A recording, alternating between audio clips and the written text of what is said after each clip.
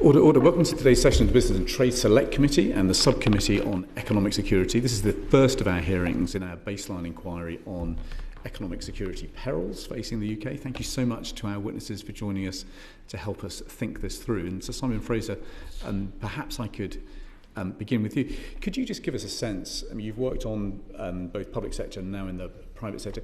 Give us a sense of how you think boards today think about economic security questions when they're taking investment decisions. Well, thank you very much. I think boards and indeed businesses and including the executive leadership of business are very conscious now, increasingly conscious of how economic factors play into considerations of security and security policy and national security. They are much more alert than even until quite recently of geopolitical risk and how that's increasing and how that is creating new areas of consideration for governments in relation to economic security. And the other big factor that I think has changed and their attitudes recently is, frankly, technological change and the way that that is creating new forms of economic risk and economic security risk. So they're very conscious of those things, and they are increasingly aware of the need to factor that into business decision-making, investment decision-making, and other areas, and they are taking steps to achieve that. I think sometimes there is a lack of clarity of what it is the issues are that they're addressing and how they understand them. And I think that, no doubt we'll come into this, there are areas in which they feel that the interaction with government needs greater transparency, clarity and simplicity in order to help them make those decisions and respond effectively in a way that helps government but also protects their commercial interests. Yeah. So what are boards worried about in your experience when they get onto this topic on the board agenda? What are they trying to figure out? Well, they are worried about making decisions which actually get them on the wrong side of the law or government positioning. So clearly that's a matter of concern. It goes back to my point about transparency and clarity. They are worried about navigating potentially different rules in different jurisdictions if they're multinational businesses, and that's a considerable concern. And you can see that, for example, emerging in relation to America as opposed to Europe in relation to China policy and so forth.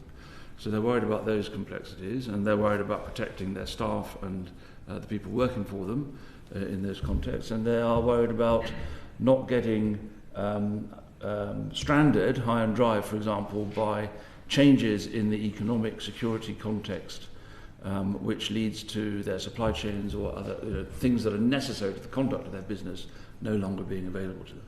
And they're presumably now facing a world that is far less predictable. Yes, so the geopolitical context is less predictable. It's moving very fast. They have to think about a range of different decisions being made in different places. And as I say, they have the speed of the emergence of new types of threat, which they're trying to keep up with, which obviously you can sort of predict to some extent, but you can't always predict. So yeah, it's less predictable, it's more fast moving, it's more uncertain, and they have to invest more time, effort, and money in being able to respond to it. Yeah, okay, thank you. Helen, what's your experience of what boards are worried about? You've looked at this obviously from a Rolls-Royce perspective and now a global counsel position. Thank you very much, Chair. So just to explain my background before I joined Global Counsel was that I was the Director of Government Relations at Rolls-Royce, the Power Systems Group, and before that I worked for another FTSE 100 and also CAC 40 company. So I've worked in this political risk space for some time. Just to add to what Simon said, I think that this issue about clarity is absolutely important, and this is actually where the Act and the work around investment screening is very useful. I think it's worth reminding ourselves what the regime was like before this Act came along. So it was unclear to companies whether any acquisition or any other company change might be called in under the Enterprise Act. So that was not clear. That meant also that the government didn't have the right instruments if it did want to intervene. So this Act does provide clarity. As you know, through the time that this Act has been in existence and the unit has worked... Helen, just before we get into the Act, because we are going to come on to that in a bit more detail, just go up a couple of levels and just sort of give us a sense of what boards are wrestling with in your experience and the kind of questions that I guess you get drawn into helping advise boards on. Yes. So it's the same areas that Simon was talking about, but it's about the need for clarity and critically the need for pace here, to make sure that there is pace in the ability to know when there's going to be a decision. As you know, with the sort of due diligence that companies do, often an acquisition is going to be time sensitive. So making sure that there's pace and having clarity of when you're going to get a decision is going to be absolutely critical. Interesting. So it's a combination of sort of predictability, certainty, often a lack of, and pace. That's incredibly helpful. And Alexandra, what's your experience of the kinds of questions that boards are wrestling with? Well, I think it very much depends on whether they're in the process of a specific transaction or whether they're more broadly thinking about the kind of future of their company and their longer-term investment decisions. In our experience, it varies a lot between boards, but quite often the questions that boards ask are those that are essentially being fed up to them by their business. So in some cases, it may be that they're quite strategic questions, and in other cases, it's much more tactical and short-term. But I would echo a lot of what's already been said, which is that it's about kind of having clarity about process, knowing how long things are going to take, and more broadly, just it not being kind of too complicated in that, you know, boards are often very busy, made up of very busy individuals. They don't want to have to necessarily put too much time into thinking about the details, but often they will have people within their organisation who do that for them, and then the top line comes to the board. So sometimes we're directly working with board members, but often we're working with other parts of the business who will then feed into their boards. Okay, and can I just check then, do you, in your view, do you think boards are now having to spend more time and money thinking about political risk than they were, say, 10 years ago? Helen? I mean, sorry. Helen, we'll go that way. Yeah, go on, Helen. Political risk has been a factor for boards for decades, and I think anybody who goes through the annual reports of large companies will have seen that political risk has been a constant for a very long time. What I think we're now seeing is a very different focus on political risk. Whereas before it might have been an existential risk, now actually it's an operational business supply chain risk. So it's therefore becoming a very real, practical, day-to-day risk, which actually needs to be incorporated into many more decisions that a company takes than maybe before, where they were looking at other political risk issues, say, for example, market entry into a new market, rather than actually, is your business operational and will it be able to work tomorrow? Yeah, that's a very important distinction. Alexandra, sorry, I interrupted you. I would agree in some cases, and there are companies that have very kind of sophisticated political risk operations and how they think about it. But we're also getting inquiries from companies who've essentially never really thought about political and geopolitical risk. So I think maybe it's affecting more types of company. It's also, it's on the front pages every day, geopolitical risk essentially. So that is what is driving, I think, a lot of boards to think more about it. Okay, Simon Fraser, what's your view? I completely agree. I mean, I think businesses are spending, boards and senior executives are spending far more time thinking about geopolitical risk and its consequences for them than they were 5 years ago, let us say. I mean, I think there's no doubt about that, and that's reflected, I think, in the sort of inquiries that we have from them and the requests that we get. And it is a much broader scope. So, I mean, look, we're looking at the retail sector at the moment and seeing what's going on in terms of economic security risk for them through cyber attacks and so forth. It's much broader. And it's even broader than that because increasingly now, given the geopolitical change, sort of considerations of industrial strategy are becoming very important in terms of in terms of economic risk, and therefore companies have to think about that. So commercial decisions are being sort of merged with issues that pertain to national and economic security. Thank you. Okay, Charlie Maynard. Afternoon, and whoever would like to most answer this, jump in and we can do it that way. So, UK investment screening regime, in terms of, and as much as you're able to kind of give data or direct towards data, clarity, speed, predictability, and also rationale in terms of, when a ruling goes for or against one of your clients, whether there's a clear rationale as to how that was given, that ruling. How do you think that we are performing as in the UK in that, and how does that compare to, say, US CFIUS regime, either in this latest administration or prior ones? in terms of speed, predictability, clarity? Maybe start. So if I could maybe touch on the first answer about what the regime was like before, which was desperately unclear. Now there is clarity. The thing about this regime, as you know, is that it's been through some revisions, which has clearly reduced the scope in terms of the areas of the economy. So that provides clarity. The unit also does have targets in terms of how soon it needs to turn things around. As you know, that very few are called in. So I think it is working quite efficiently. I know that there's been some debate about whether there could be greater definition of the sectors of the economy that are included in it to be able to help companies navigate their way through. I can understand why the government wants to leave some of those sectoral definitions quite broad. And the reason there is because they are privy to intelligence and information that we in the commercial world do not see. And so therefore they want to make sure that the regime is inclusive of all of the aspects that they might want to take into account. So I think it's working well. I think it's maturing well. I think that the conversation that governments have been having with companies around its operation is very effective. I wouldn't want to draw any comparisons to other countries, and the reason being is that every country's regime is going to be dependent on its own economic and national security factors, but I think that there can be learnings. And just to go back to what Simon was saying earlier on, if you're working across a number of different jurisdictions, having commonality of approach can be very useful. And this need for pace, I think, is the critical thing that probably all of them can do, even if the foundations of the scrutiny are going to be slightly different. Great. So my role is that I lead our UK and EU team of analysts, and so we also spend a lot of time looking at how various similar regimes are in place across Europe. And I think, in terms of how long they've been in place, they're in some cases quite similar, but they are sometimes different in how companies, whether companies are going to fall under those regimes. And so I think they are looking at it often, if a company is thinking about multiple countries to potentially invest in, then they will be looking at it in a comparative way. And they will be thinking, is there one country where we think it would be more straightforward to get in than others? I think at the moment we're still kind of seeing, it's quite early stages in terms of data, certainly.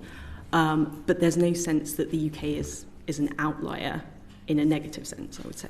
But maybe just following up on that one. So if there's a global transaction, large global companies buying other global company, they've got all sorts of regulatory rulings to clear in all sorts of jurisdictions. What are you thinking in terms of where the UK sits in terms of speed, because that speed counts? Where is the UK in terms of the turnaround time or something like that? I don't think it's an outlier. I think, as I say, there's no kind of clear pattern kind of across Europe necessarily yet. Can I just check, Alexandra, is there any evidence that we're losing significant investments because of either the speed or complexity of the decision-taking process? No, not to other countries that have FDI screening regulations in place. Well, I would agree with that. I think that the NSIA has been, broadly speaking, a success. I think there was a lot of concern amongst businesses when it came in about, how would it be conducted, how would it be administered. I think it's, with experience, it's been tightened up, it's been improved. I think we're waiting for the latest annual report, because there's an annual report which is due now on the performance of it. But if you look at the last annual report, the speed has actually improved, and I think the clarity about where decisions are made since it's moved into the Cabinet Office is clearer for companies as well. So I don't think that we are at a significant competitive disadvantage through it. Of course, there are differences with other countries, as has been described. But if you look at, I think other factors like the tax environment and the broader business environment are probably more significant when companies are looking at the choices they're making for investment. And of course, actually, very often, if it's a question of M&A, there's only one target they're after, and it's in a certain country anyway, so they have to deal with that country as the primary jurisdiction. Yeah. Thank you. Okay, Sarah Edwards. Thank you, Chair. So just, I think, picking up on what you've been saying around, there's obviously a bit more clarity for businesses, and there's been an improvement around the investment screening regime.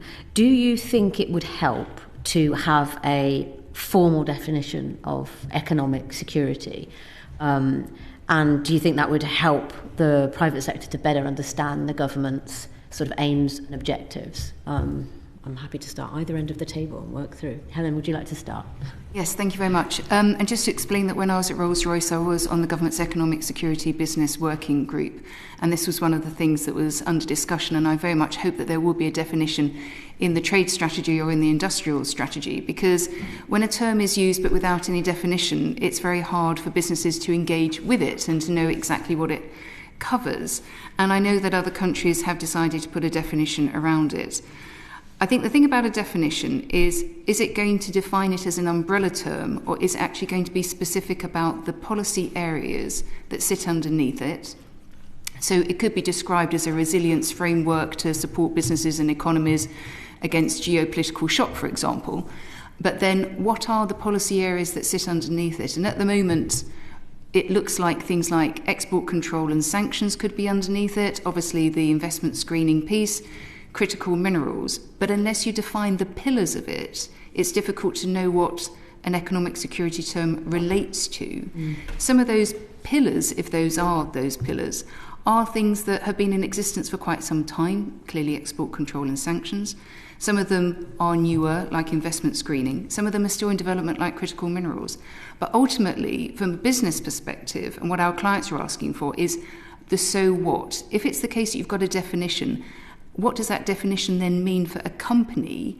How do policies in that area differ now that it has that umbrella heading? What is going to change? What do they need to anticipate and do differently? So I think we need to look at it from a business perspective as well as from a definitional government policy perspective.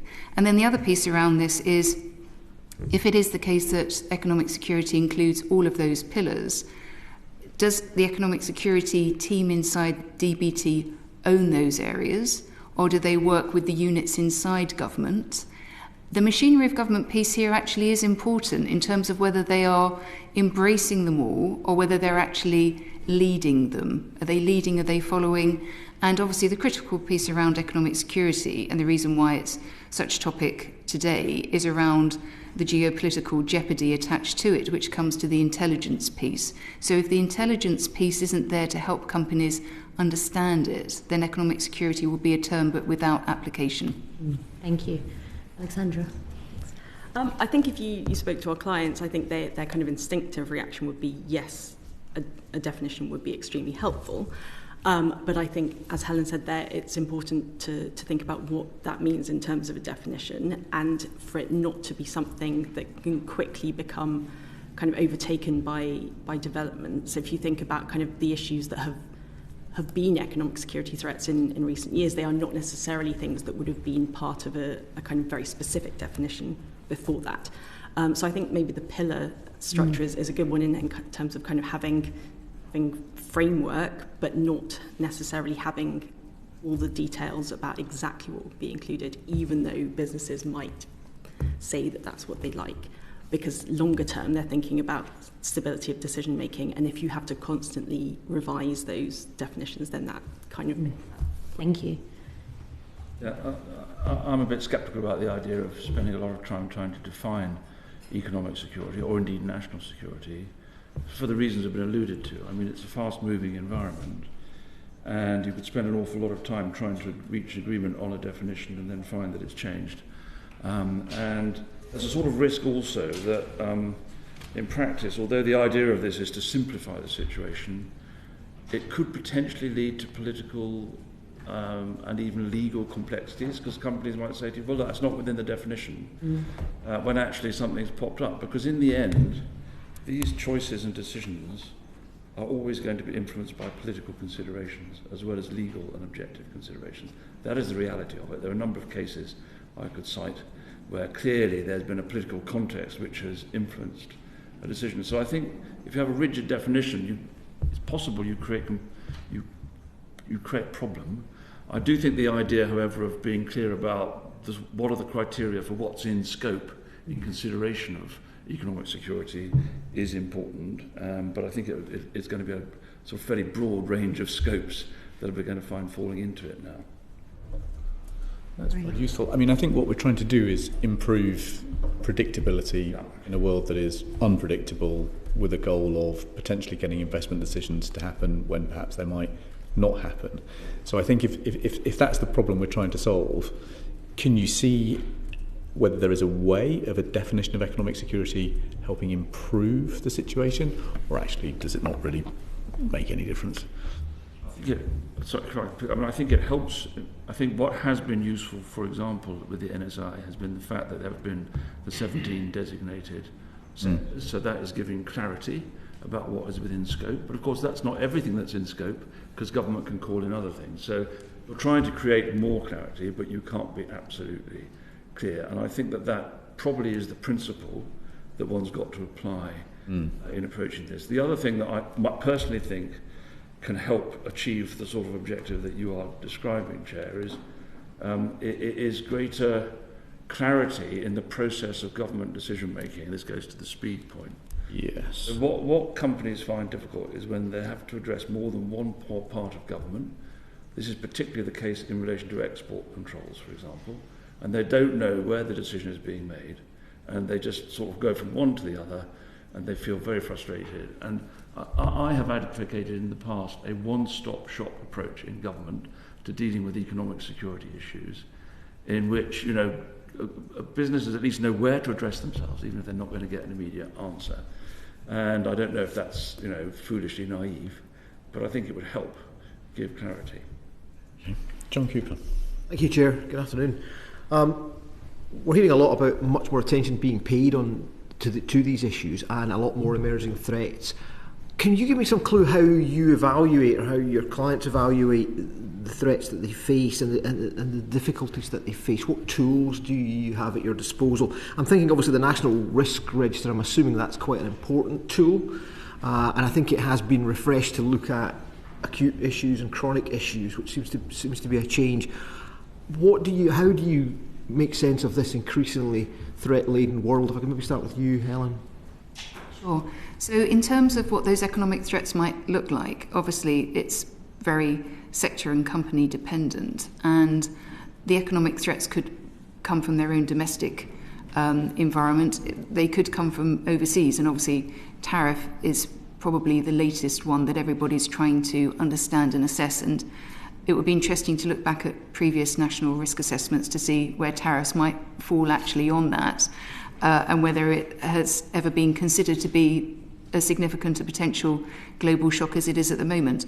But in terms of other broader economic threats, they come in different guises.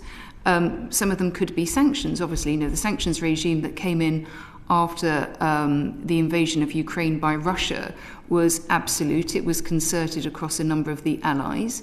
It therefore closed off a relatively significant market for a number of companies.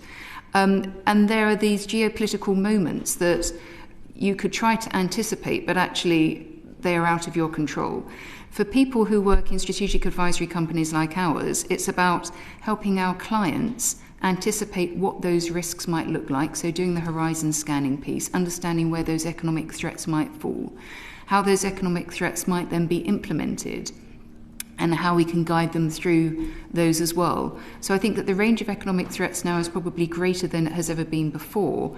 In terms of how companies try to navigate their way around that is through the horizon scanning piece. And I think it's very difficult for companies at the moment to know how much weight to put on each of those factors, given that there are so many factors in play at the moment. What do you think of the National Risk Register then? Do you think obviously there's unknowns to quote Donald Rumsfeld and Black Swan events and all of these things, but is the National Risk Register useful? Is it a tool that actually is helpful?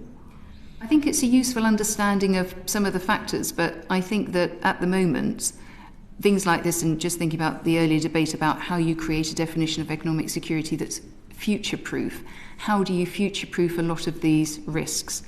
I think it's a useful checklist, it's a useful reminder of some of the issues that you need to think about. But if I were to go back to the time before the pandemic was in there as a risk, but it was a risk that in some ways had been offset by the belief that it wasn't going to be impactful.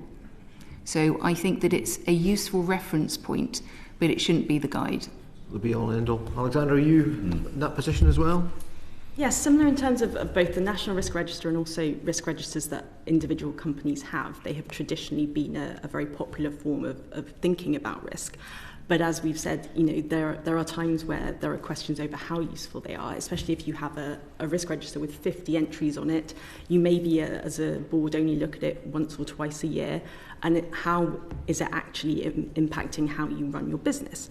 So what we're doing a lot more with businesses now is actually sort of flipping it on its head and doing kind of from the inside out, thinking about impacts. What are the things that matter most to an individual organisation and the impact that would have on the business? So, for example, if your supply chains were disrupted for any reason, you think about what the impacts would be on the business, and then you can reverse engineer that and then think about what might be the things that could cause your supply chains to be disrupted and do scenario planning there.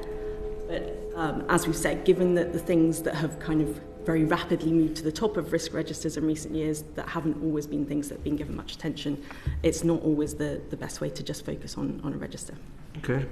So Simon, the National Risk Register, do you get the opportunity to feed into it? Is it handed down to you on tablets of stone from government, or do you get to feed in? Do you flag things that you see coming down the tracks? I used to when I was in government, but I haven't since I was in public service. And to be honest with you, it's not something that I sort of refer to on a daily basis, although I do think it's a useful thing for government to do. My experience in the past, and I'd like to make a point which I think has come up in some of the literature around your hearing, is that if you're going to have a national risk register and approach to national security management, it's really important that economic voices in government have sufficient weight in those considerations. And in the past, certainly, the sort of people who were looking at the National Risk Register tended to come from the security, what you might call the security side of government, rather than the economic departments.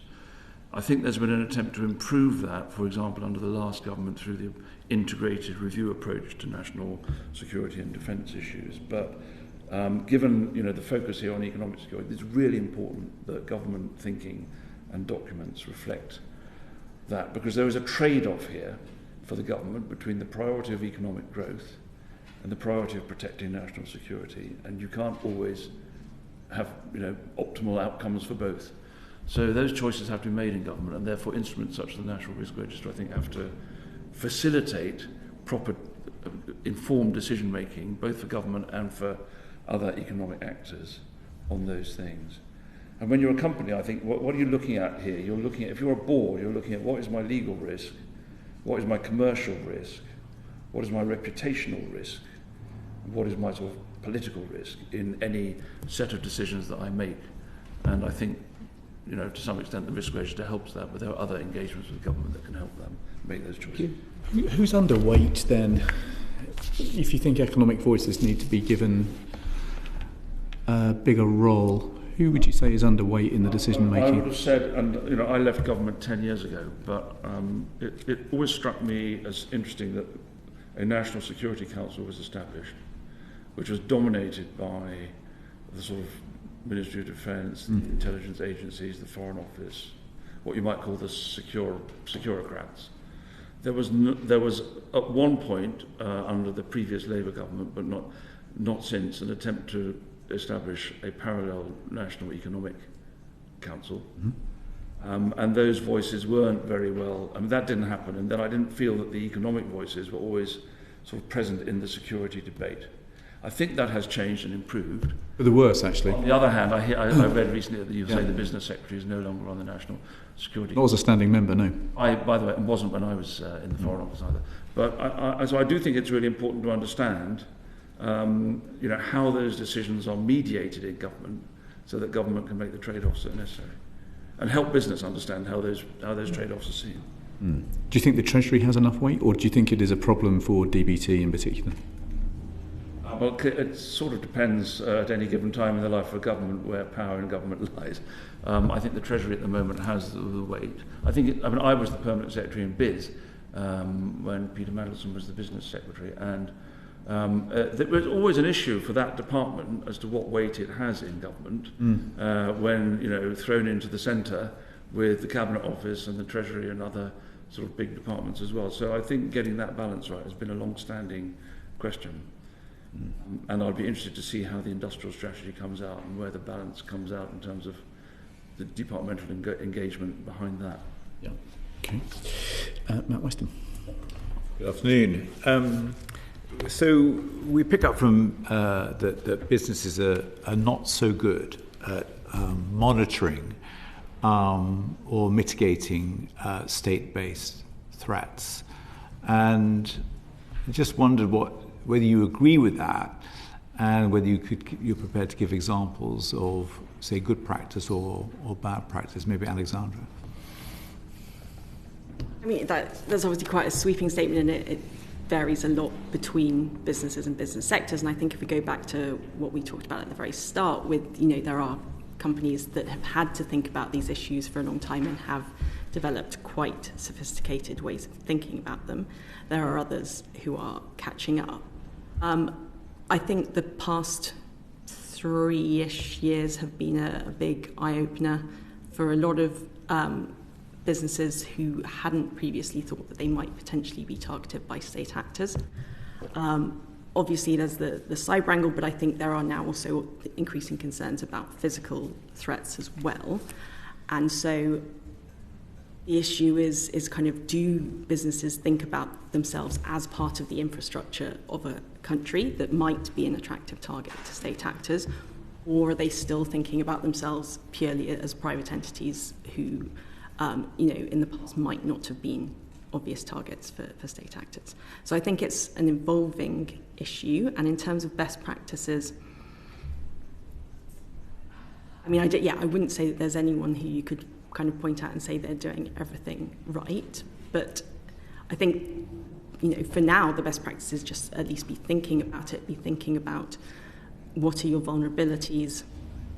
And again, to go back to, it almost doesn't matter if you think about who the threat actors and what their intent is, if you think about what the capability of threat actors is to have an impact. Because in a lot of cases, you might not know who actually it is who might be targeting you. Striking, isn't it? There was stuff about the rumours of attacks or threats or planned assassination on senior executives in a particular German defence company. Do you think that there's a kind of real thing that's understood in this country? Maybe Sir Simon? I think that senior people in all walks of life must be aware of those risks. I don't think that. I mean, actually, I might hand this back to Alexandra. Maybe more in the line of business that your company is looking at than mine. But I mean, I think it's something where maybe awareness should be higher of the sort of physical risks to individuals that can exist, and we've seen it in the United States, of course, as well. Exactly, that's it. And there again, it's not just about state actors, it's about... No, it can be rogue individuals. Exactly, motivated by a lot of different ideologies. So I think we are seeing a significant uptick in the requests that our security-focused teams get from companies for us to carry out threat assessments specifically on their executives. That has definitely, over the past year or so, been a huge change. And Helen, Kennett, any sort of other views, but maybe linked to sort of share price manipulation or other kind of questionable activity that state actors might play a part in? Well, I think that one of the issues here when Alexandra touched on it, is that it's not clear who is a state-based actor, because naturally their actions are normally very well disguised. I'd like to think about state-based activity in terms of surface area. So what is the surface area of a company, and how does that present itself? Because actually it's the surface area that a state-based actor is going to go for. So they could go for your cyber assets, they could go for your people, they could go for your technology, they could go for your supply chain. And if you look at it like that, then that then means that any company trying to understand its surface area needs to know every single element of it, needs to have an education and training program that means everybody understands how they work themselves to protect the company, and that goes all the way down to the supply chain. So this surface area piece, I think, is absolutely critical to understand the nature of the sort of state actor activities that we might see, which comes to a point about threat briefings for seniors and how those threat briefings then might be shared. And for particular sectors, those threat briefings happen. They should be mandatory, in my mind, because I think if you are responsible for key technology areas, key parts of the economy, then you should have a threat briefing. I think it should be something that is almost a duty of care point to those seniors because they don't want to expose the company to any risk. Can you just unpack that term, threat briefing, for us? Yes, so there are intelligence briefings that the government is able to give to particular industries, and we know that it has rolled those out. At the moment, it's probably more in the defence space, but it's something that I believe is also accessible to other industries too. Do you think Marks and Spencer's open? Okay, that wasn't a state threat. But let's say it was. Let's say it was. They would be very capable of doing something like that. Do you think there should be an awareness given to food supply is a critical infrastructure? One of the things I think that this government needs to do is to define what its key industries are. And looking back at what the previous government did, it had the critical import strategy. I was involved in a working group on that. And it defined the sectors that were critical import areas. If you rub that list up against some other lists that the government has, you very quickly identify the areas of the economy that are considered to be important. Those are the areas where, if it's the case that we say that they are susceptible to shocks, or if there were to be a shock that would have an economic and national security impact, then it's probably arguably those who should be in receipt of maybe more information to be able to help them understand and protect the surface area of their organisation. I think SMEs are very interesting here because often the focus is on the larger companies, but obviously a company is only as strong as its supply chain. And with that broader surface area point, supply chains can be incredibly large, incredibly deep, incredibly global.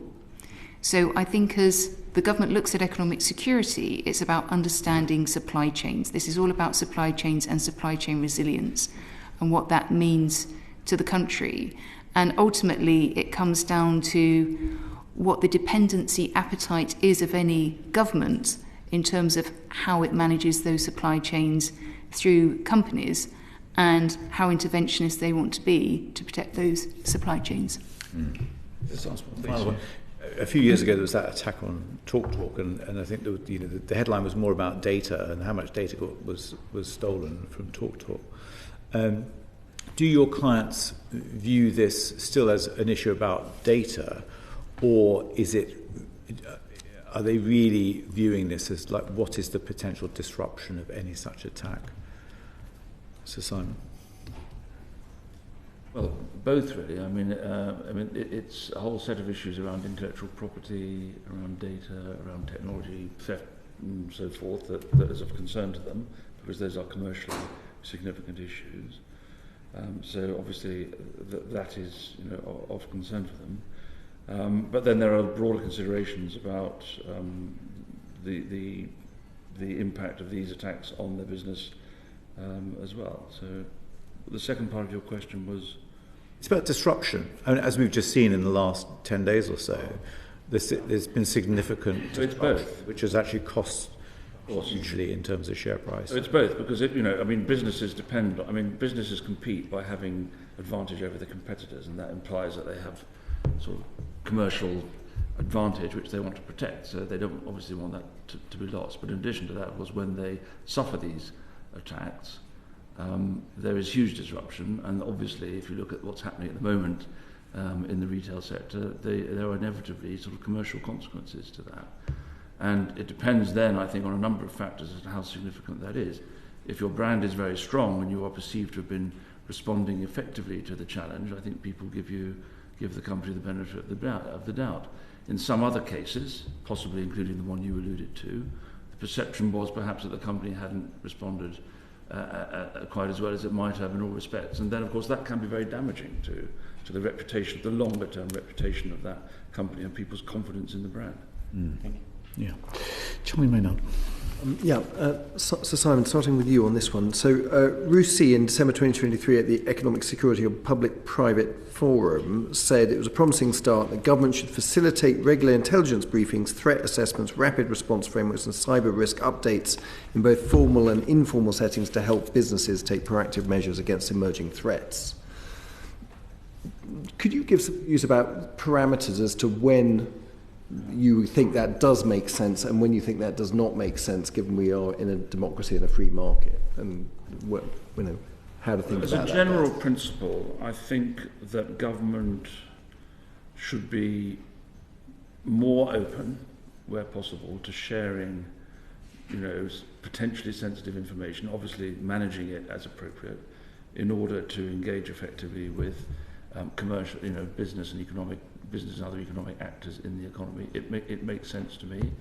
I think a very good example of that is the National Cyber Security Centre, which I think has been a very successful example of how quite sensitive information that is held in relatively secret parts of government can be effectively shared in a responsible and controlled way with economic operators. And to the extent that we could build on that sort of model, I think we should be seeking to do so. At the same time, I do think you have to accept that there are secrets and there are things which simply cannot be shared, and that is always going to be the case. But I think one of the problems that arises in those cases, in my experience, is that sometimes officials don't just say that. They just say nothing. And then businesses don't know whether they're being taken seriously or not. Where sometimes you just say, I'm sorry, I just can't tell you that, but I can assure you that your concerns have been heard and taken into consideration. That might be a better option. So I would err on the side of more sharing, but obviously respecting the requirements of national security. Yeah. And Alexandra, maybe from the control risk side, kind of thinking of it that way, what do you see? How do you live that as such? Again, I think companies always say, we want as much information as possible.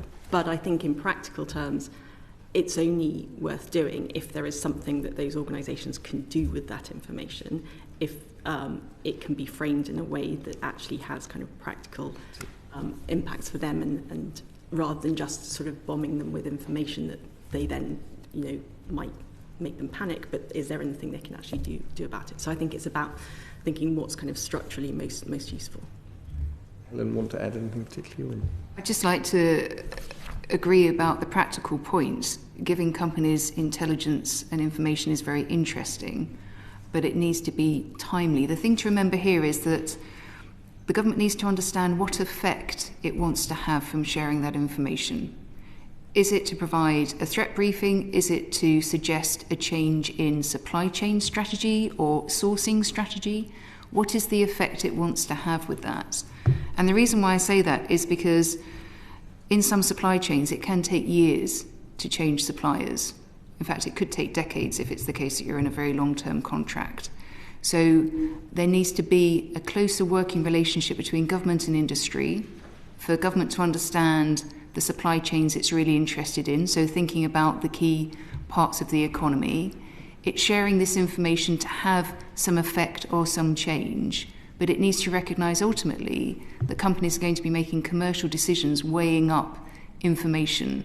Governments can't tell companies what to do, but if it does want to do that, that is a very different situation. So I think that there needs to be a better understanding from government about what it wants companies to do once they share that intelligence.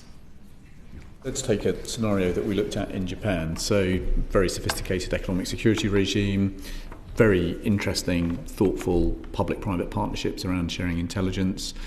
One of the consequences of that might be a company like Mitsubishi, for example, really understands its supply chain inside out, understands where it's critically dependent on particular countries for, say, chips, and is then able to draw on public subsidies in order to stockpile and diversify risks.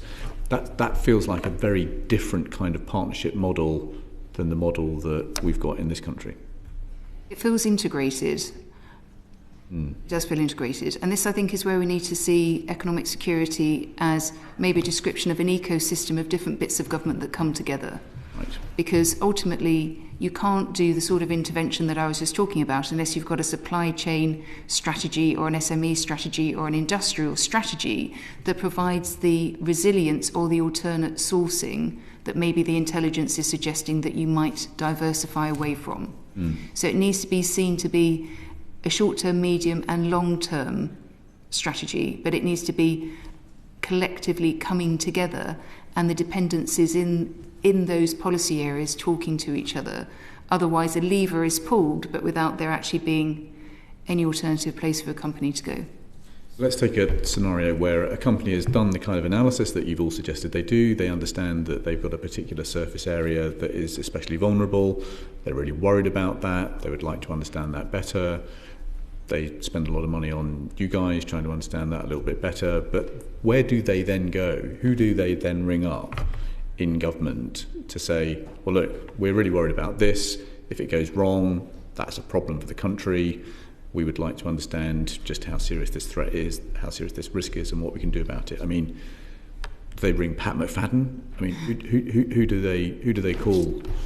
Well, it might be the case that they phone the new Foreign Office team. So there's a new geopolitical team that was announced by the Foreign Secretary back in March of this year. I haven't engaged with it yet, but that is supposed to be giving intelligence and information. I don't know to what level that's going to be able to provide the sort of help and support that you just described, Chair. But maybe there will be also something that comes out of the industrial strategy and the trade strategy that plugs that gap, that actually provides that practical advice. Okay, but as we sit here today, we're all a bit unclear.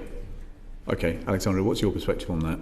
My perspective is that it would be an individual company. Some of them would have very close links with individuals in individual government departments, and they would probably start there. But I think I would agree that there's no one obvious place that kind of every business would go, this is where I should go to. Okay, and is that a problem? Or is that just life? I think if this is a serious priority, and it should be, then it is a problem. Yeah. Okay.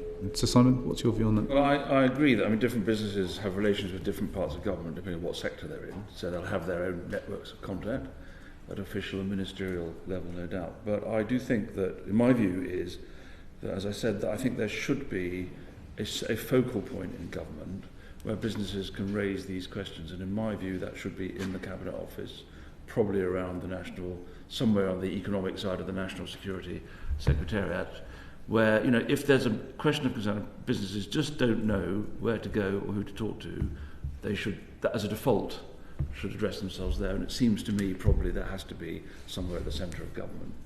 And that could be a remodelled, perhaps enlarged office like the National Cyber Security Centre. That model appears well, the National Cyber Security Centre is slightly sort of separate, but and is particular to a particular set of issues. But there is a role in the national security structure of sort of the economic deputy national security advisor, who's looking at the interface between security and economic factors. I think that role could probably be strengthened or given more visibility. And if I wanted myself, if I was running a business and wanted to understand what was going on, couldn't find out from elsewhere, I think I'd like to think that there was somewhere around that part of government that I could address myself to and would get an answer from. Perfect. Well, look, that's been an incredibly helpful introduction to it. Thank you so much for your evidence there. That's been incredibly compelling and incredibly clear. And that concludes this panel. Order.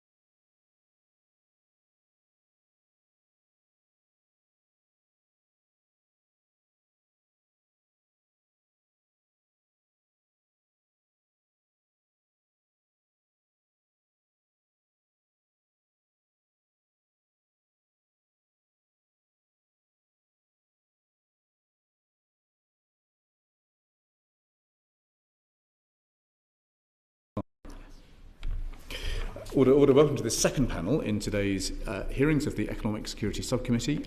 We're going to be zeroing in now on the question of threats and risks to our country. Lord Sedwill, perhaps I could start with you. Could you just paint us a picture of the broad set of threats that you think the UK confronts today, and maybe give us a sense about some of the things that you worry about most? Well, thank you very much. An important topic, Mr. Chairman. I think we have to think about economic security in the context of the wider question of economic resilience, which is essentially the ability of the economy to withstand and recover from a whole range of potential disruption. But economic security I see very much in terms of threats, as you framed the question, essentially a deliberate attempt to disrupt the UK economy. That could come in different ways. There are obviously there's a sort of direct threats, so cyber attacks on critical national infrastructure. I think the things that I worry about slightly more in that context would be something that is simply harder to respond to. We can defend critical national infrastructure, at least the governmental part of it. It's not straightforward, but at least it is defensible. But for example, a combined cyber and information sort of propaganda attack designed to disrupt essential supplies, create panic buying, affect public order. There's that kind of thing as well, which a sort of hybrid attack of that kind, which is extremely challenging to defend against and prepare. And then we have indirect questions of economic security, so foreign hostile ownership of important parts of the economy, which the national security investment regime is designed to tackle, potential disruption to critical supply chains, either deliberate if they're controlled by a foreign government. China, as you know, has a near monopoly on the refining and production of critical raw materials. They've just invested in it, but they have that near monopoly, so they could leverage that. Or we could see disruption to supply chains from friendly countries. Either, and we saw some of this during the pandemic, by friendly countries actually, as everyone essentially panicked over their own access to critical medical supplies. But we could, for example, we're dependent on Taiwan for the highest end semiconductors. So there could be an attempt to disrupt the supply from a friendly country, Taiwan, of those into the UK economy as well. So there's a whole range of potential threats out there. There'll be others I've missed, but I think we have to think of direct threats, indirect threats, and some of the complexity of a modern economy that could be disrupted. Yeah, and you're underlining there the point about our capacity to respond to them. Yes, and therefore the risks, the threats that we perhaps should be most worried about are perhaps where we have more limited capacity to respond. Exactly. So we should, as in any national security threat, we really. This was sort of touched on the 2010 and 2015 Strategic Defence and Security Reviews, but you reread those, and the economic pillar of those was much more about opportunity. They talked about prosperity and promoting that rather than about economic security. We started thinking much harder about economic security with the 2018 National Security Capability Review and then the two integrated reviews. It is, of course, part of the framework of the SDR and I guess of the new National Security Strategy. And you're right, we have to think about how do we defend ourselves against these potential threats, direct and indirect, complex to do. How do we respond, because of course that's part of defence. If we can recover quickly, then the potency of the threat is less. And also, how do we deter them? Catherine Royle, I know you're speaking in a personal capacity to us today. Thank you very much indeed for joining us to give evidence. What's your perspective on this question about the threats that our country confronts, in particular when it comes to economic security? Thank you. I mean, I think I would absolutely agree with everything that Mark said. I mean, because I sit in a NATO context, I start from there, where obviously you're looking at the military threat as well. But really, even NATO has had to realise that even if we manage to do what we're all working so hard to do and build up our conventional capability and keep our nuclear deterrence and so forth strong, we actually need to think about the attacks that are happening now. And they are precisely the ones that Mark was talking about, the cyber attacks, the disinformation. And I would go a bit further than that. I'd go subversion, so funding of political parties to influence elections, disinformation, espionage, energy, sabotage. I mean, frankly, our adversaries are looking for any sign of weakness in our institutions and where they think it's going to be difficult for us to respond, and they're attacking us on a pretty regular basis on that. And of course, it's not just the sort of state actors that we all, especially in NATO, tend to focus on Russia when we think about all of this. But it's also organised crime as well, who are part of it. And I think one of the problems we've got at the moment is attribution, where we've come a long way since, for example, when Litvinenko was attacked, and we all found it incredibly difficult to accept that was an attack on our sovereign territory against somebody living in Britain. We've all done that, but we've almost swung the other way now, and we sort of assume that anything that happens is going to be Russia and a state actor. But that may not be true. And when we look at things like critical underwater infrastructure, which has been one of the things that NATO has been thinking about quite hard with the problems that we've seen with cables in the Baltic Sea, we're not quite sure whether it was an attack or whether it was incompetence. It's almost impossible to tell. And I think that's one of our problems. I do think that one of the things we could do even more of to address the point that Mark made about our ability to defend ourselves is to do even more to educate our publics. I don't think that our publics really understand the level of threat that comes against all of us all the time. I think with attacks like we've seen on Marks and Spencers, for example, and issues such as the British Steel example, people are now beginning to wake up to the fact that actually there are vulnerabilities around. But I also think they don't necessarily understand that even the foundations of our democracy are under that sort of attack. So I mentioned, for example, the foreign funding into political parties, which has happened right across NATO, and is something that means that the very foundations that we're on are not as solid as we thought. Ownership, foreign ownership, Mark mentioned as well. I would also add foreign ownership of the media. I mean, we are at risk of letting malign actors into very sensitive parts of our society and our economy. That's a very comprehensive list of perils. Francesca, is that... Sorry. No, that's exactly what we wanted out of this panel. Francesca, what would you add to what you've heard this afternoon? So first of all, thank you so much. I'm an academic, so I have a list, and it goes from the most security-related, as in traditional security, to the most economic type of threats. I would start with access to intelligence and sensitive data, which I heard was discussed in the previous conversation. Access and transfer of dual-use technologies is definitely the second one. The third one is loss of access to strategic supplies, and this can be civil or military. The fourth one is risk of growing dependencies, so losing economic sovereignty and economic coercion. Then there's the two that are probably the most controversial when it comes to economic security is loss of competitiveness.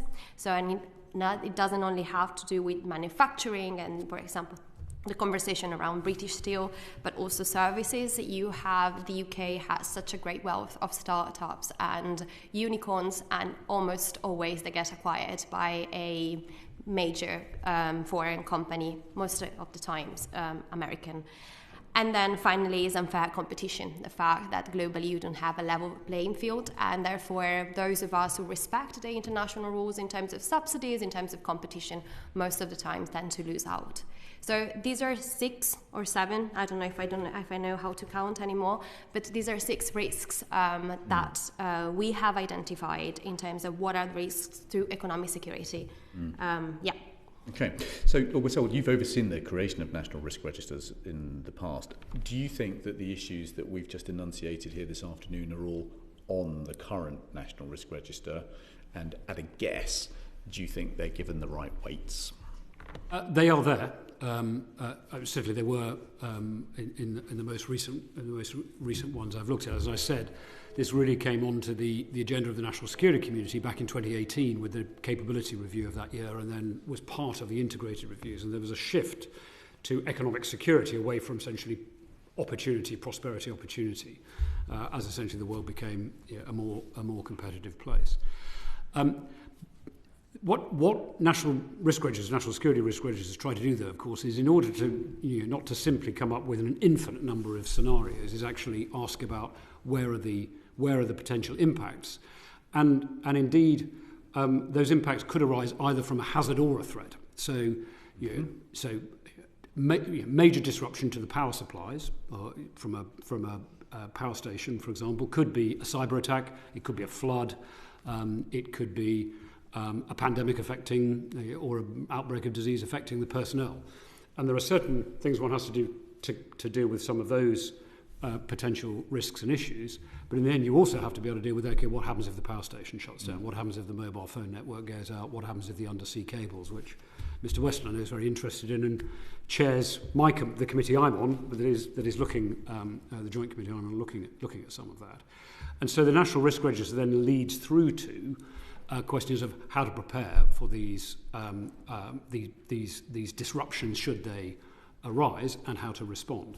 So in a sense, one is looking both at the direct and indirect threats and hazards and threats, and also then trying to crystallise that and saying, okay, whatever the cause, if a power station's out, if the mobile phone network's down, what do we do about it? And so looking at it from both ends of the telescope at once. Yeah. So, Catherine Royle, would you argue then that in the same way that people have talked about a whole-of-society approach to defence for this new era, do we now need a whole-of-society approach to economic security? I think one of the things that I'm quite frustrated by in a sort of NATO security way of thinking about things is that Russia has one serious comparative advantage over us, and that's that it's able to pull the different levers, the instruments of power, as and when it chooses to put the maximum pressure on NATO and NATO nations. And we can't do that as NATO because it's a military alliance and it can only use the military instrument and the information instrument. But as NATO nations, of course, all with our governments, with whole of government, we have the ability to use all of that. We need to learn to do cooperation so that we can act against those sorts of actors in a much more effective way.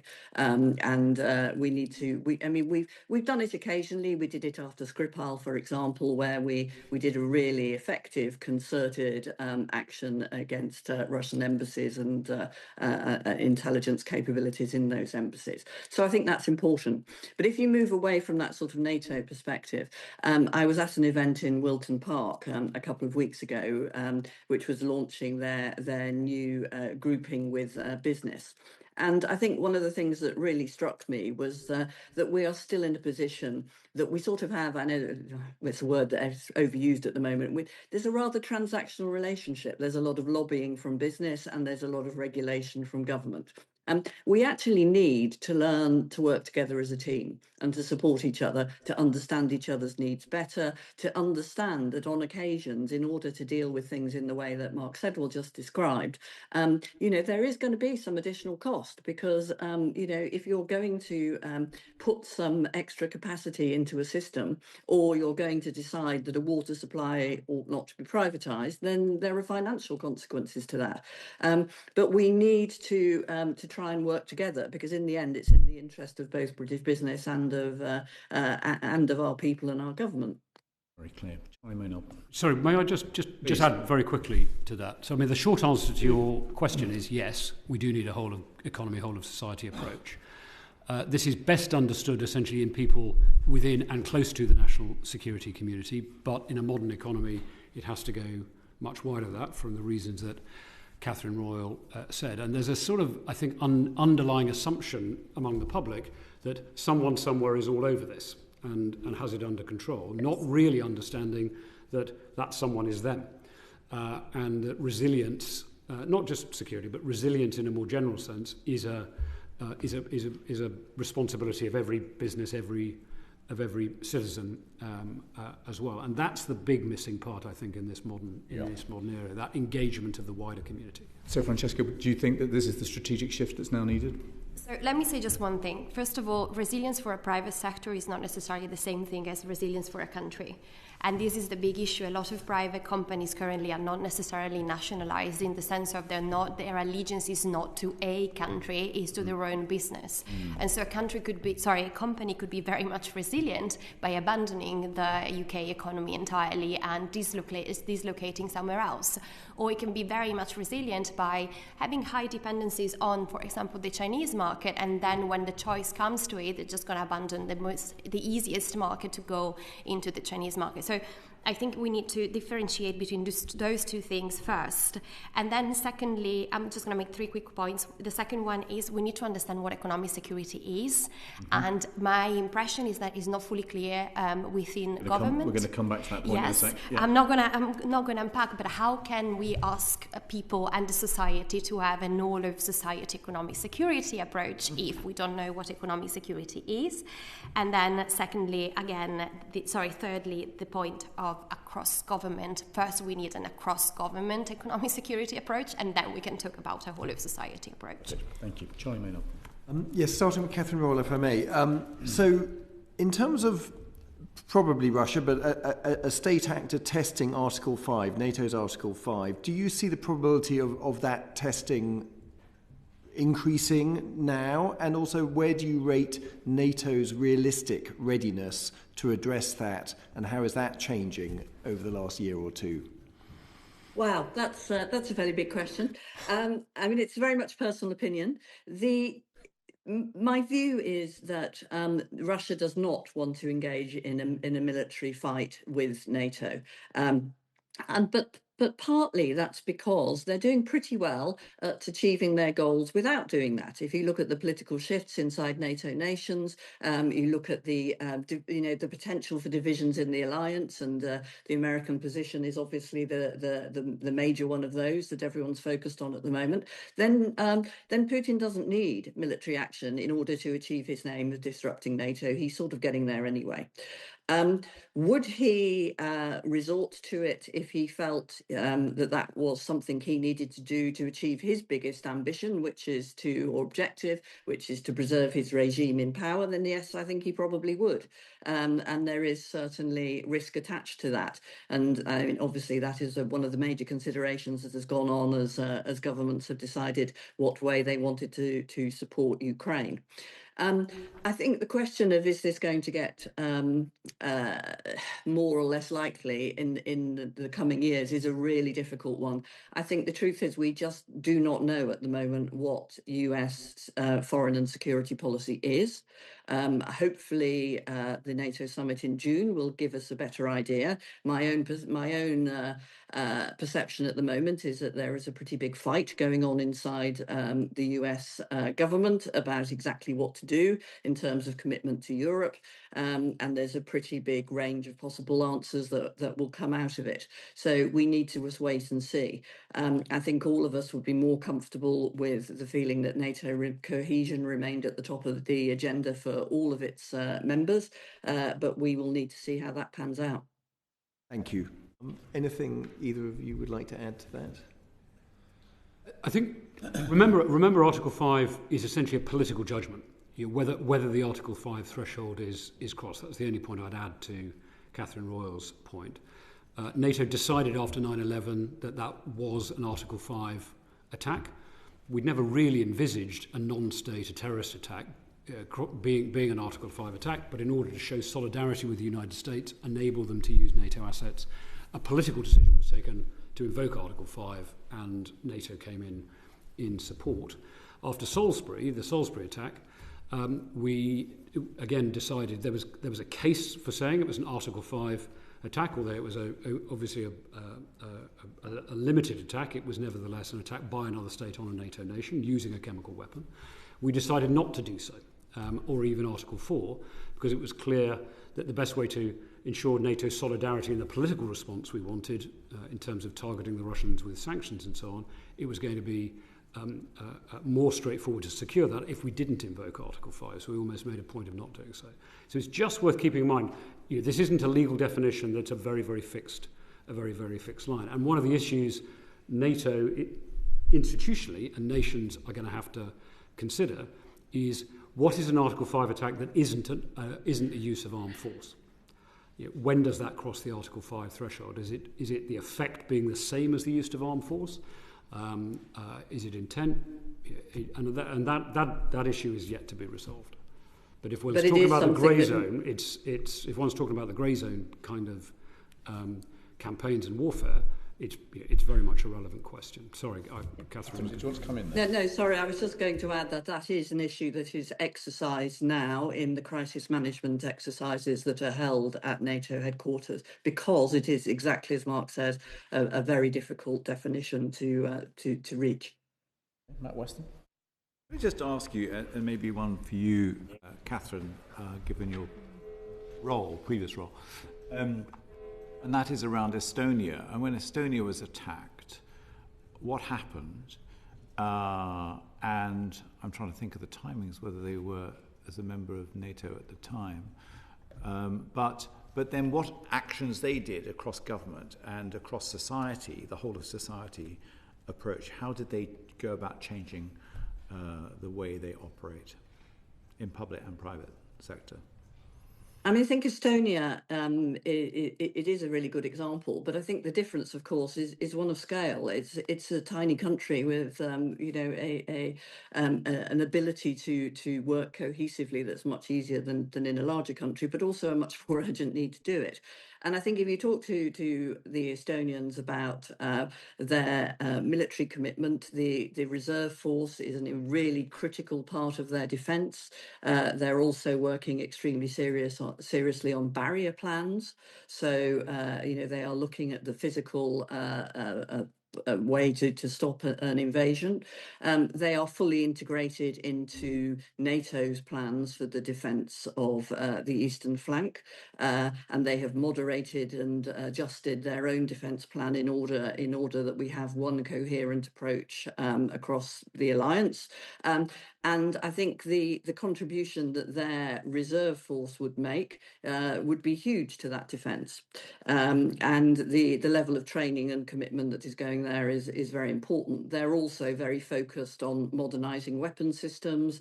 They're involved in the developments of drones and the development of software to support it, as you'd expect with the type of economy that they've got. But they're also in a position, of course, where the threat is felt very keenly.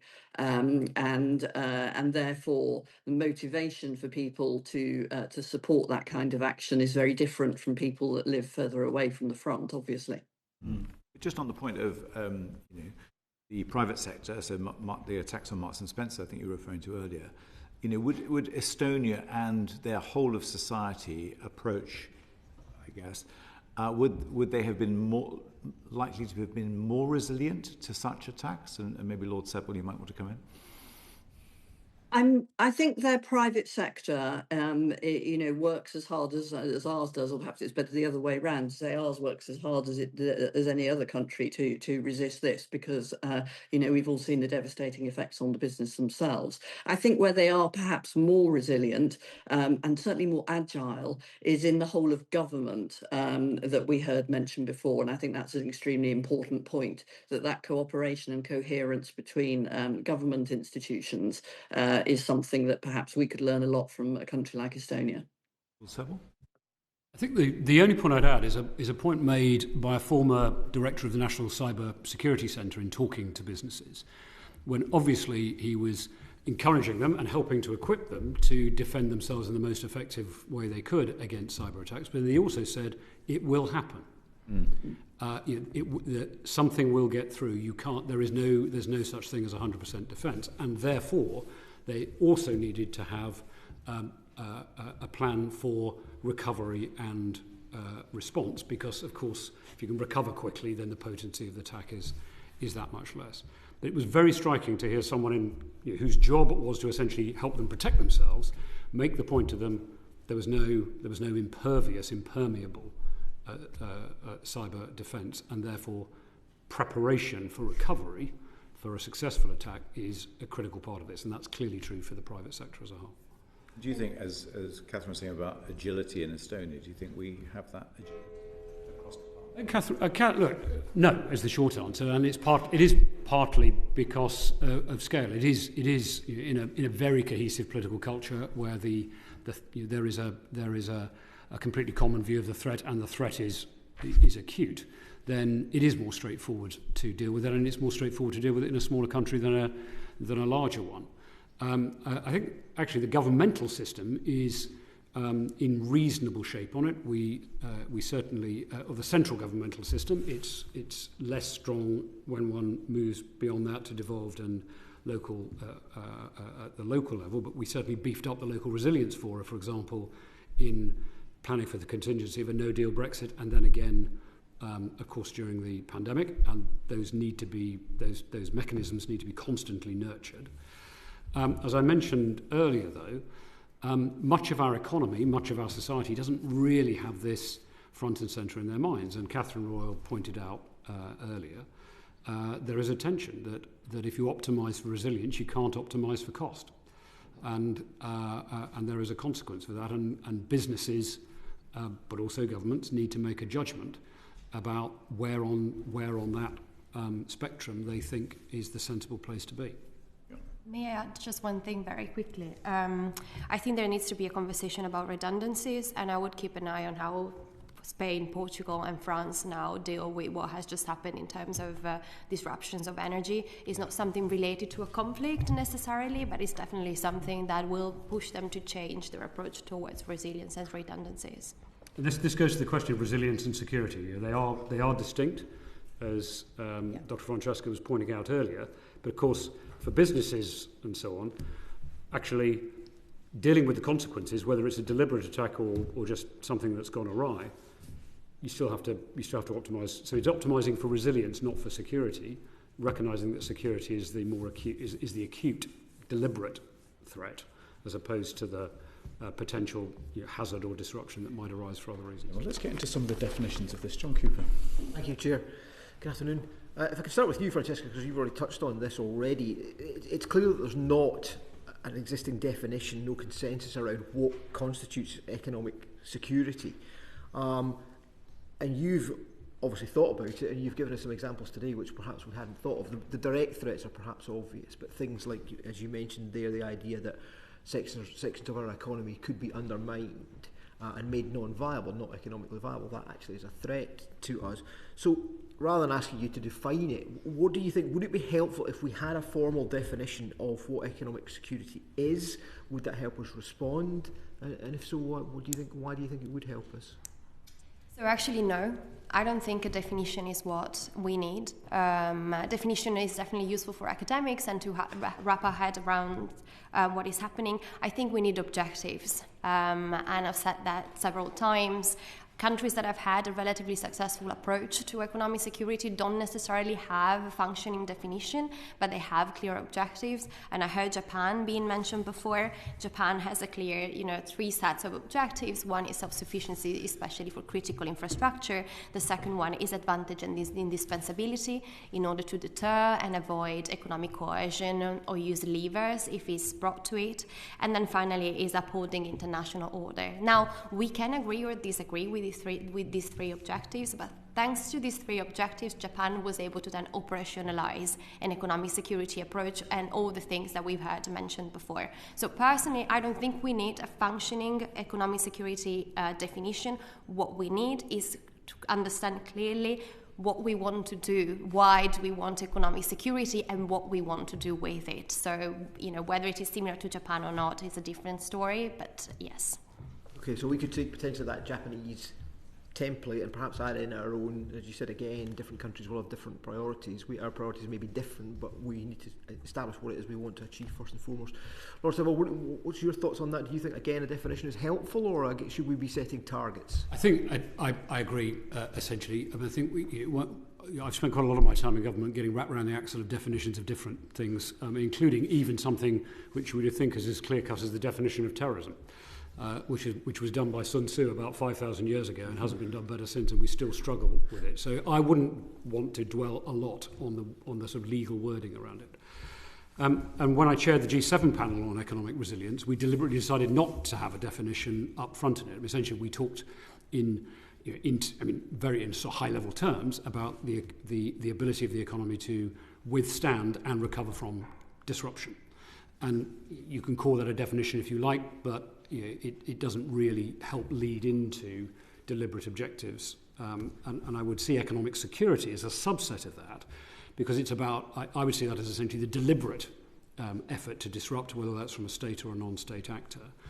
But it also goes beyond economic resilience, because an economic attack could be designed not to have just an economic effect, but a broader political effect. So I mentioned the risk of creating of a combined cyber and information attack that might create a sort of public panic and panic buying that could then lead to public disorder. And the objective might be to undermine confidence in the state to maintain order, not to have a major impact on the economy. You may remember in the early days of the pandemic, there were punch-ups in supermarket aisles over loo rolls because people believed there was going to be a shortage of those. So there is a fragility to social cohesion under pressure that could be exploited. And it might be, that I think is why we have to be careful. I agree, we have to be really careful about definitions, because you then tend to define it in terms of the effect, an economic effect, rather than actually thinking of the economic vector into a political security threat. And both are relevant. What one has to do is focus on what are we going to do about it. If I think about fairly durable frameworks from the past, like contest, for example, frameworks like contest feel to me like they worked in terms of marshalling forces from across government. Young civil servants could kind of know which way was up because they had a framework like that. Even if you didn't have a semantically perfect definition of economic security, would a framework like contest for economic security help us a bit? Yes, and actually the language of contest applies. That was the genius of the people who came up with it. I wasn't one of them. Essentially applies to security more generally. How do you prepare for an attack? How do you deal with the people who may be willing to may wish to carry one out? So how do you deter them? How do you deal with the threats themselves? Et cetera, et cetera. So I think that kind of framework, actually, that framework itself, probably with some tweaking, wouldn't be a bad place to start. Catherine, you were nodding along there. I just wonder what your thoughts are on that. I mean, again, NATO likes to define things, but is it a more general approach what we really need here? Yeah, I mean, there's a good reason why NATO defines things, and when you've got a large multinational organisation, you sort of need to know that you're all talking about the same thing. But I'm not sure in other circumstances it's the best way to go. I much prefer the approach of a framework like contest. But I mean, I was thinking as Mark Sedwill was outlining the sort of threats, the economic threats that could have the other consequences, that we haven't mentioned the word corruption yet. No. And I mean, corruption is a major threat to our economic security. We have a really robust framework. Do we really implement it? And I think implementation is really where we can have a wonderful framework, a wonderful definition. We can have the right objectives. We can even have the right legislation. But if we don't actually use it, then and recognise corruption in this case, then we've got a problem. I suppose I'm rather scarred by having lived in Argentina, in Venezuela, in Afghanistan, and these are all countries where corruption and the failure to defend institutions means that you are just completely built on sand, and everything is at risk and everything is fragile. So that sort of framework is really important. And I think one of the problems with the definition is you could well leave out the defence of those sorts of institutional foundations, which are actually critical to everything. Yeah. Sarah Edwards.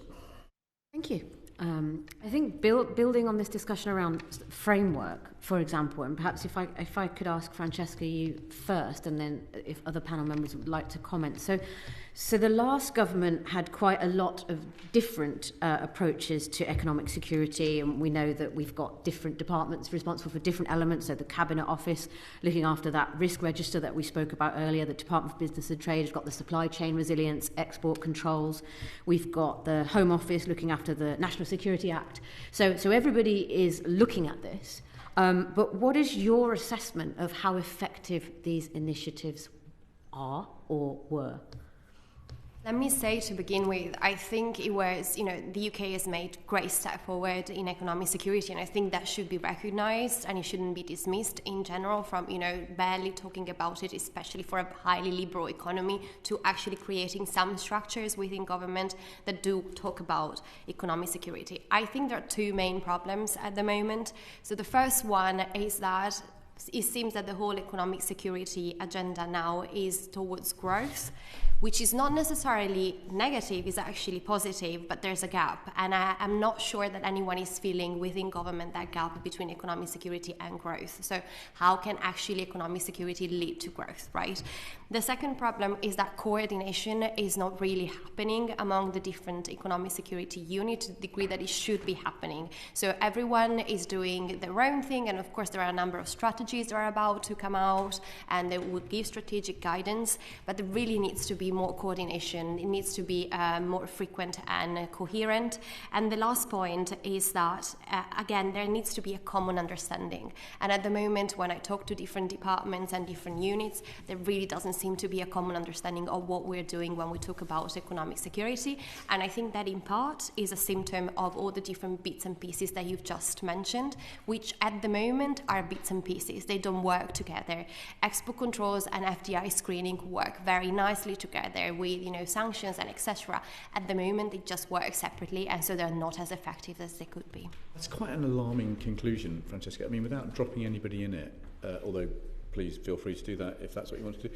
I mean, why have you drawn that conclusion? Because it's actually the most normal sort of trajectory of dealing. No, but what kind of experiences have you had that has led you to the conclusion that actually the bits of the state are not working together as they should? Because especially if you think about, thank you so much for the question, especially if you think about the difference between the defence or the security ministries and those that have to do with prosperity, the way in which the two look at economic security, which at the end of the day is competence of both, is very different. And that is not the issue in se. The issue is that they don't necessarily find a moment where to exchange ideas and find a minimum common denominator among them and exchange their point of views.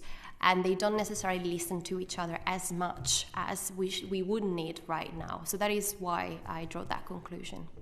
And you've had that experience. You've spoken to people in different parts of the forest and have concluded that they're not talking to each other in the way they should. That is my experience, yes. Which are the departments that aren't talking to each other?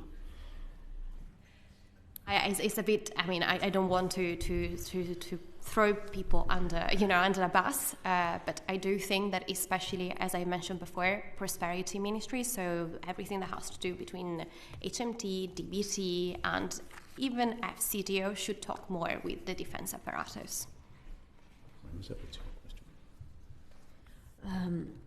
I don't think so, but it would be interesting if anybody else had anything to add to that. I think it was just to understand whether or not you'd come to a clear conclusion or whether or not there were other thoughts around what we could be doing. So, for example, do we need to look at a prioritisation? So we've already spoke about Japan having a sort of categorisation of objectives, if you like. So would it help to change a hierarchy of decision making so that all departments can see that it's higher up their agenda? Might that help, for example? That's one way of doing things, just to say this is more important and that we all share responsibility for a risk register, for example. Lord Sedwill, you tried to do this, I think, with fusion and some of the structures you were putting in place. So government is naturally siloed. I mean, that is just the way it is. The political system is naturally siloed, and those vertical structures are much stronger than every attempt to burrow across them with horizontal connecting tissue, and that was an obsession of mine throughout my time in government, and I was partially successful in some areas and wholly unsuccessful in others, is the truth of it. So whether it's joined up government, the fusion doctrine, integrated approach, whatever. It is right it's a whole of government issue, because for all the reasons we've said, it's not only a whole of government issue, it's a whole of economy, a whole of society issue, so it has to be a whole of government issue. And therefore, you have to create strong, not just coordinating, but integration machinery, as we do in other areas of national security, in order to get everyone lined up and pursuing a common strategy, whether that's under a framework like Contest, where again, you'll recall from your time at the Home Office, we had to engage the social policy departments who didn't think about terrorism in that effort, because they were part of the whole prevention effort. So the point is, we know how to do this. We've done it before when we've really focused on it, whether it's Contest on terrorism, whether it's the fusion thing that I led in other areas of national security. We know how to do it. It's just got to be prioritised.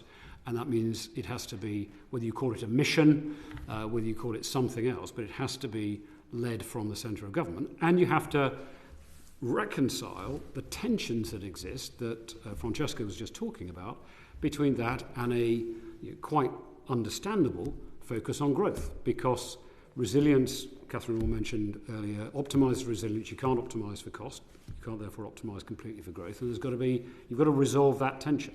Otherwise, different departments will essentially be pursuing separate government objectives, but that are in contradiction with each other. And that's, you just have to resolve that and then set a common approach. And that means taking some risk. There's no zero risk approach to this. It means taking some risk in some areas, but not taking risk in others, and working out where the compromises are with the wider growth agenda or indeed social agenda. Catherine Royle, anything you want to add to that? I do think that, I agree with everything that's been said, and they're much more expert than I am on this subject. But I would say that I think that the signalling to business on this, it could be a lot better. It was interesting listening to a high-level business group a couple of weeks ago, who actually said exactly the same, that they get different answers from different parts of government, and they would really like a clearer signalling of where the government's judgment lies, and it is a judgment, as Mark said, of what risk is going to be taken and what the expectations are for of a partnership of government and business, and in how much risk is acceptable. Thank you very much. Matt Weston. Thank you, Chair.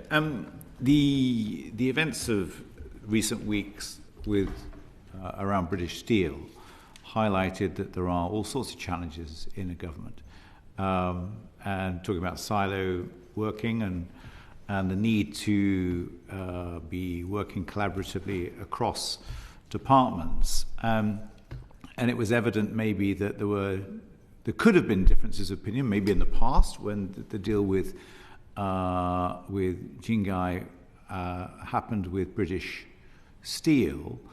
And I'm interested to know to what extent you agree with the fact that it is a real problem for governments in making these decisions, and we're going to see more decisions over the months and years ahead because of the relationship with certain countries. And therefore, can you just expand on whether you agree with that supposition and how you might go about improving the way those decisions are made about whether it is a good investment or not? Maybe Lord Sedwill could start with you.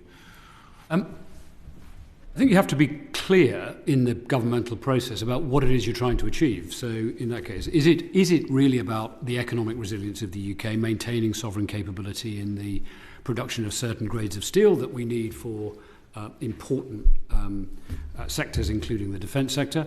Is it about protecting jobs in a local area because of the economic and actually the economic impact of a facility, and so on? And those things will sometimes align, and sometimes they won't.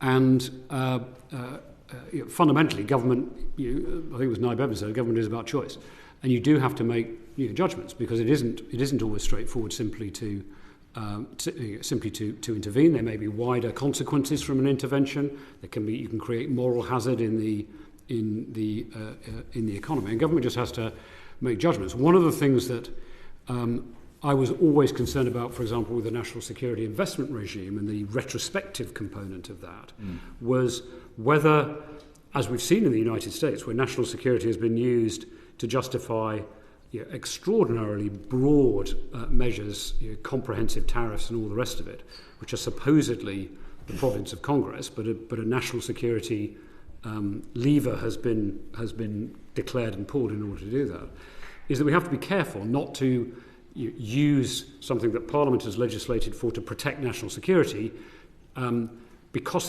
there's a lot of ministerial discretion permitted in its exercise, to then become essentially a tool for protectionism in the economy without that being an explicit choice. And so, personally, I think all of these regimes, when introduced, have to be pretty rigorous and pretty targeted. Otherwise, political pressure will mean they will slide, and they'll slide into a more interventionist approach in the economy, which you can be in favour of or against, but wasn't the intention of the original regime. It's already the case, and I think our national security investment regime, given how immature it is in pretty good shape. It is striking how more targeted the Americans' much more mature CFIUS regime is, and how many more cases they simply dismiss under that regime than is the case with ours. Now they say that they had to learn to do that, but I would just point to that sort of creep in any regime that we put in place. It can be discretion can mean that it gets used for purposes it wasn't originally intended for. Dr. Francesca? So I think the first question that British Steel poses is it a critical asset?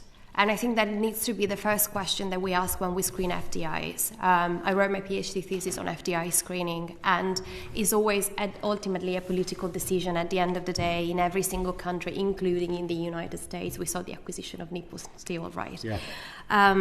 So the first question is, if you have a list, does that asset enter that list? Is it part of that list? And the UK does have a list. And if then it is part of that list, I think there are lots of good lessons to be drawn, such as how costly it is to nationalise an asset that is abandoned or that needs to be nationalised.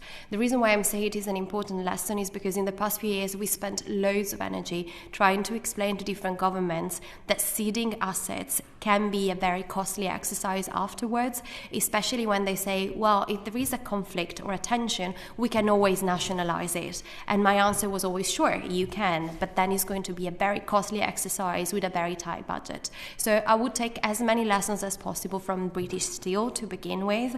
Now, I don't think it's very useful to retroactively ask whether an FDI screening applied to that would have been, should have had a different type of outcome. I think that we need to ask ourselves, is that 17 items list for FDI screening what we need at the moment?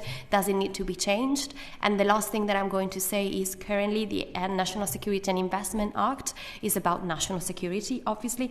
What is the role of economic security in that particular regulation? And I'm asking that because obviously you have European countries who are thinking about whether there should be a role for economic security in investment screening. Do you think a Chinese-owned nuclear power station would have been a good idea? No. I don't think it would have been a good idea. I mean, my personal opinion, and I know that lots of colleagues disagree with me, is that critical national infrastructures, if they have foreign ownership from countries that are not allies, should be minimum or none. Okay. It is just worth noting, I can think of a couple of examples, and I won't quote them because they are sensitive, where we blocked investment in actually more tech sort of startup companies in quite sensitive areas from not necessarily hostile, but at least potentially questionable states. But those were the only sources of investment. Yeah. And so this is sometimes, or at least potential investment at that time, and this is sometimes the problem that governments face, that we decided, the British government decided at first to allow Huawei infrastructure into our mobile phone networks and that was because the experts were confident that they could mitigate the risks that arose from that. In the end, the American sanctions made that less practical. But the alternative was not a different investment, a different set of capability going into those networks. It was none, because there wasn't the capacity, didn't exist elsewhere to do it at the scale and pace that the government needed. So the government had to essentially make a choice about essentially its broader economic agenda, moving fast to super fast broadband, etc., versus the security threat posed by Huawei being in the network, which the security professionals thought they could mitigate. And that was a very difficult judgment for a government to make, and they had to reverse it when Huawei were sanctioned. But that's the kind of dilemma that governments face all the time. In the British Steel case, it wasn't that there was an investment, a friendly investment and an unfriendly investment, and they perversely chose the unfriendly investment. It was investment from one source or none. We're just looking at the some of the estimates from Boston Consulting Group on forward capital investment needed in a range of sectors. It's about £700 billion over the next 4 or 5 years. 25% of that money, 179 billion, is in the renewable sector. Yeah.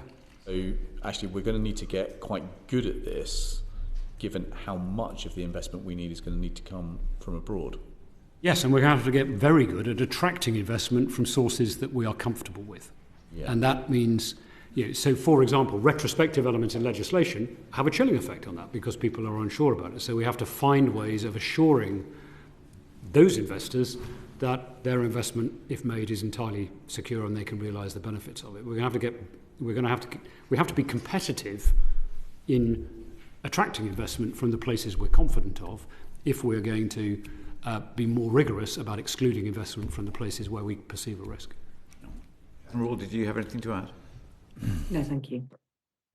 Great. Well, look, that concludes this panel. That has been an extremely helpful and illuminating set of evidence. Thank you so much to all of our brilliant witnesses for helping us think this through.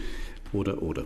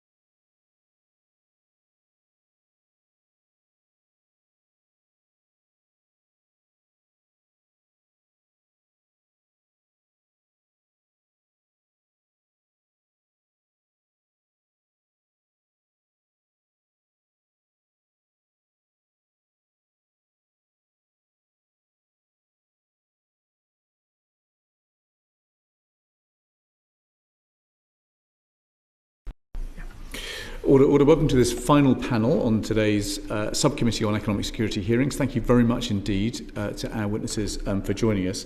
We're just going to open with a very quick question to you all, really, which is how you would describe the attractiveness of the UK investment environment at the moment, in particular for firms in critical sectors of the economy that are seeking investment. Nicole, would you kick us off? Thank you very much, Chair. I think the UK continues to be an attractive investment destination. I think after the passage of the NSIA, and we'll talk about the National Security and Investment Act in a bit, I'm sure, I think we have seen, and as a result of geopolitics, a drop-off of perhaps inward investment from certain destinations like China, for example, which I think is a feature of many Western economies. In terms of across the piece and the 17 sensitive sectors that are covered by the foreign investment screening, I do think there is much more selection that goes on by outside investors and some uncertainty, for example, whether investors from certain countries will be welcome in those sectors. So I would say there's some pick and choose, but overall the UK continues to be an attractive investment environment. Okay, Reid, what's your take? Hello. So I founded and run a investment firm which focuses on scale-up software companies in Europe. So to take a family analogy, we don't focus on the kind of babies, but more the teenagers of the software industry, typically companies that are about 50 employees, growing to around 500 employees. So I think the UK is a fantastic place to invest in. I think the discussion relevant for this panel is the level of risk investors want to take. So the UK is a fantastic place for low-risk investments, infrastructure, large buyouts. The challenge and sensitivity to the cycle and to regulation and to others is what happens to high-risk places of investment, so early-stage companies where the criteria around attracting investment is much more challenging, and entrepreneurs at the heart of that find it far more difficult to persuade investors to come on board if the environment's not right. That's a very helpful distinction. Martin, what's your view? Thank you, Chair. So a couple of years ago I wrote a paper with City UK which involved going around a wide range of investors in the UK who had done so in the past, whether those are private equity investors, infrastructure investors or others. The consensus from that, I think, was that the UK generally is an attractive investment destination. Their biggest ask at that time was for policy stability above all else.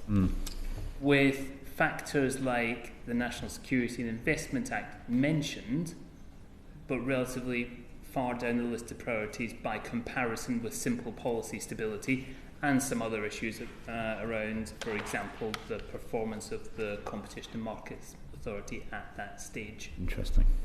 I think for the sensitive sectors, there's a difference between those investing in businesses that have to go through the regime, but who can be pretty confident that this is a non-issue, and it's just a frictional cost for them. It's an annoyance, but it's just one of the things that our clients have now largely factored in.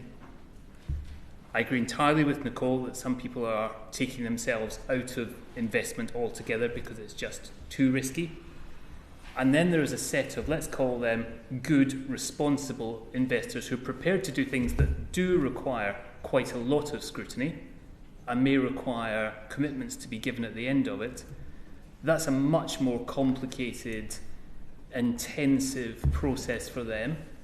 Generally they get it because they're big operators in the defence sector or in civil nuclear. They get it, but it is a significant cost for them. Okay, Matt Weston. Yeah, just interested, we were talking about British Steel in the previous session, but touched on nuclear power stations as well. But to what extent do you think the government is good in terms of working across government departments to assist with promoting these sorts of opportunities, but also ensuring that these investments are secure for UK? So maybe Nicole. It's hard for me to comment more generally because we tend not as practitioners to see the inner workings of the government consultation process. But I could talk about an experience that we had for an investor into the UK in relation to the Royal Mail Group. And that really did bring a whole of government approach to the government commitments that were negotiated there. And there were myriad concerns in relation to that transaction that transcended security, much more about the unionised workforce, the brand and the nature of the company, continued investment, etc. And actually, the investor was impressed by how those meetings were conducted by government, that we had representatives of the postal service there, or the government department sponsoring the postal service, but also relevant people came in and out of those sessions as needed, and it presented as a very joined up and coordinated discussion. I don't illustrate that with which departments? Pardon? You illustrate with which departments? Well, it was primarily DBT that we were dealing with in relation to that transaction. We also dealt with ISU separately, and I'm sure we'll come on to talk about the investment security unit. But in relation to that transaction, I mean, there were different concerns. There were overseas dependencies of the UK. There were the postal unions. There was the postal service. There was the regulator, and actually that was quite a well joined up approach. I can't really comment on more broad considerations. I mean, I think we'll probably get onto it, but one of the issues for investors is they don't know who's being consulted. In certain sectors, of course, If you're in telecoms, you know that Ofcom will be consulted, you know that there'll be other departments. But actually, on a more generic or general investment that does have sensitive implications, it's very intransparent to investors how that discussion's proceeding behind closed doors. It is, did you say? It is very intransparent, yeah. Very opaque. Very opaque. Martin McElwee, any comments from the legal perspective? I would agree with that. There are certain regulated industries who, as Nicole says, know that Ofcom will feed into, for example, a public interest review by the Minister, and that Ofcom's view is going to be very important. I think reviews in the ISU, which obviously rely on input from other departments, you can make a good guess that this is going to go to MOD or DFT or wherever, but it is much less clear where the decision making is taking place unless your individual company has got a good personal route into that department, and that is a barrier for smaller companies. Okay. And Mike Reid, any comments? Not on the major topic of a nuclear power station. I think the ultimate impact, having listened to the previous panels, which I thought were really interesting, is the importance of national security and the focus of the panel. As a scale-up investor, I guess my role here is to highlight that at the moment there's a one-size-fits-all approach, which has significant implications for other, particularly smaller companies, which I'm sure a lot of the panel would agree at the detail level that we're not going to be caught by national security priorities, but nevertheless do then impede, unintentionally sometimes, cost lawyer money, cost time, cost investment risk, etc., to much smaller companies, of course, which we're trying to cultivate to drive our growth agenda. If we're trying to stop our adversaries gaining a technological edge over us, for example, we might be terrifically worried about a firm that could be a couple of PhDs in, say, the advanced materials space. I mean, so sometimes there will be a peril there that we've just got to throw the kitchen sink at when we're doing a review. Yeah, I mean, I think there's...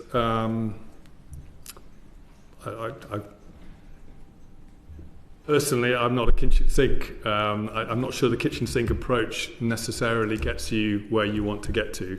Probably the work, and certainly listening to the prior panels, is the clarity of thinking in terms of the key risk areas. So, for example, the 17 risk areas that are outlined in the NSAI, plus the 8 or so activities, they're already incredibly broad.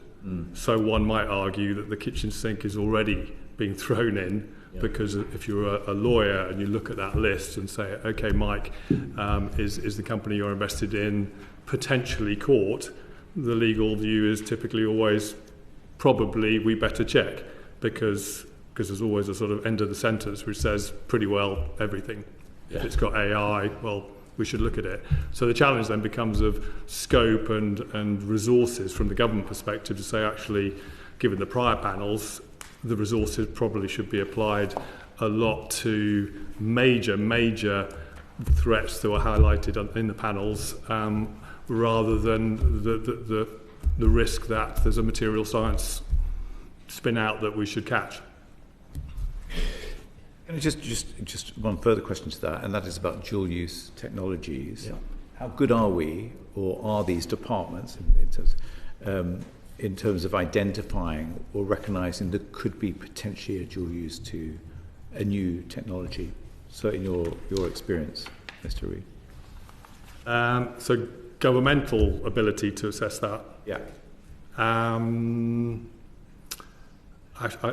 I'm not sure. I don't have enough competence. I think ultimately they find it challenging unless it's very specifically to one of the threats we've been talking about earlier on, like nuclear or some really kind of deep tech, obviously kind of contentious area. Then probably it's quite obviously that area. Whereas some more lighter level businesses, which are software companies doing interesting things with some data, but ultimately we probably all agree, well, that's not a strategic threat to the business, but they're still to the country, but they're still captured by the definition.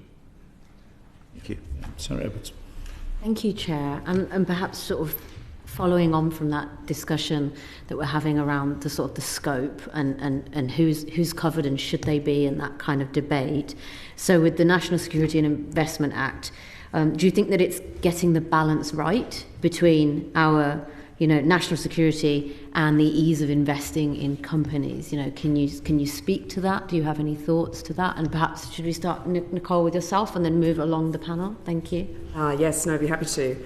I mean, I think, for practitioners on the outside of the system rather than privy to the kind of security discussions that are happening within government, all we can do is really extrapolate from what we see from the annual report and the statistics. And so, I mean, at the moment, I think probably the balance is not quite right. It might have made sense, actually, in the first 4 years operation of the regime to call in quite so much as we've had called in. And Martin, as he mentioned, has done a very good report with City UK, which talks about, the review numbers in the UK are 3 times Germany and other European jurisdictions. They're also twice the US, which has an 8 times bigger economy. So the numbers seem quite high relative to the outcomes. Now, if you assume that security outcomes are that small proportion of cases and we're pulling in a factor of 7, the number, that seems to me we're scanning a lot for a relatively low number of problematic issues.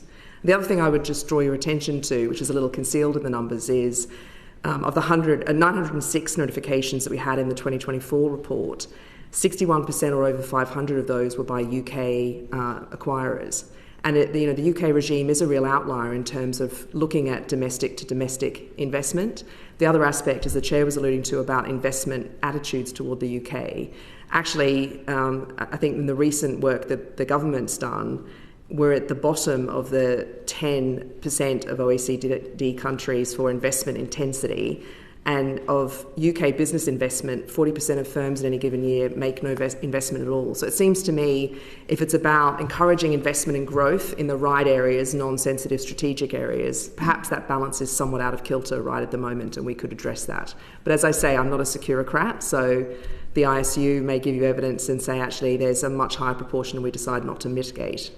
Could I just follow up on the point that you made about UK to UK investment, and given how complex many companies are and the subsidiaries within whatever complex umbrella structure that you like, does that data reflect that that is what we're seeing, or is there an extra level that maybe wasn't analysed in that data? So that's a very fair question. I mean, I think the UK has taken an approach of just a sweeping across the board. Even if it's a UK to UK, we take a look at it. If you hit the sensitive sectors and you're acquiring a sufficient proportion of control, a different way of looking at it could be to ask investors to indicate who the ultimate beneficial owner is, for example, which is an approach taken in other jurisdictions. And that would have that triage filtering effect that you're describing. Thank you.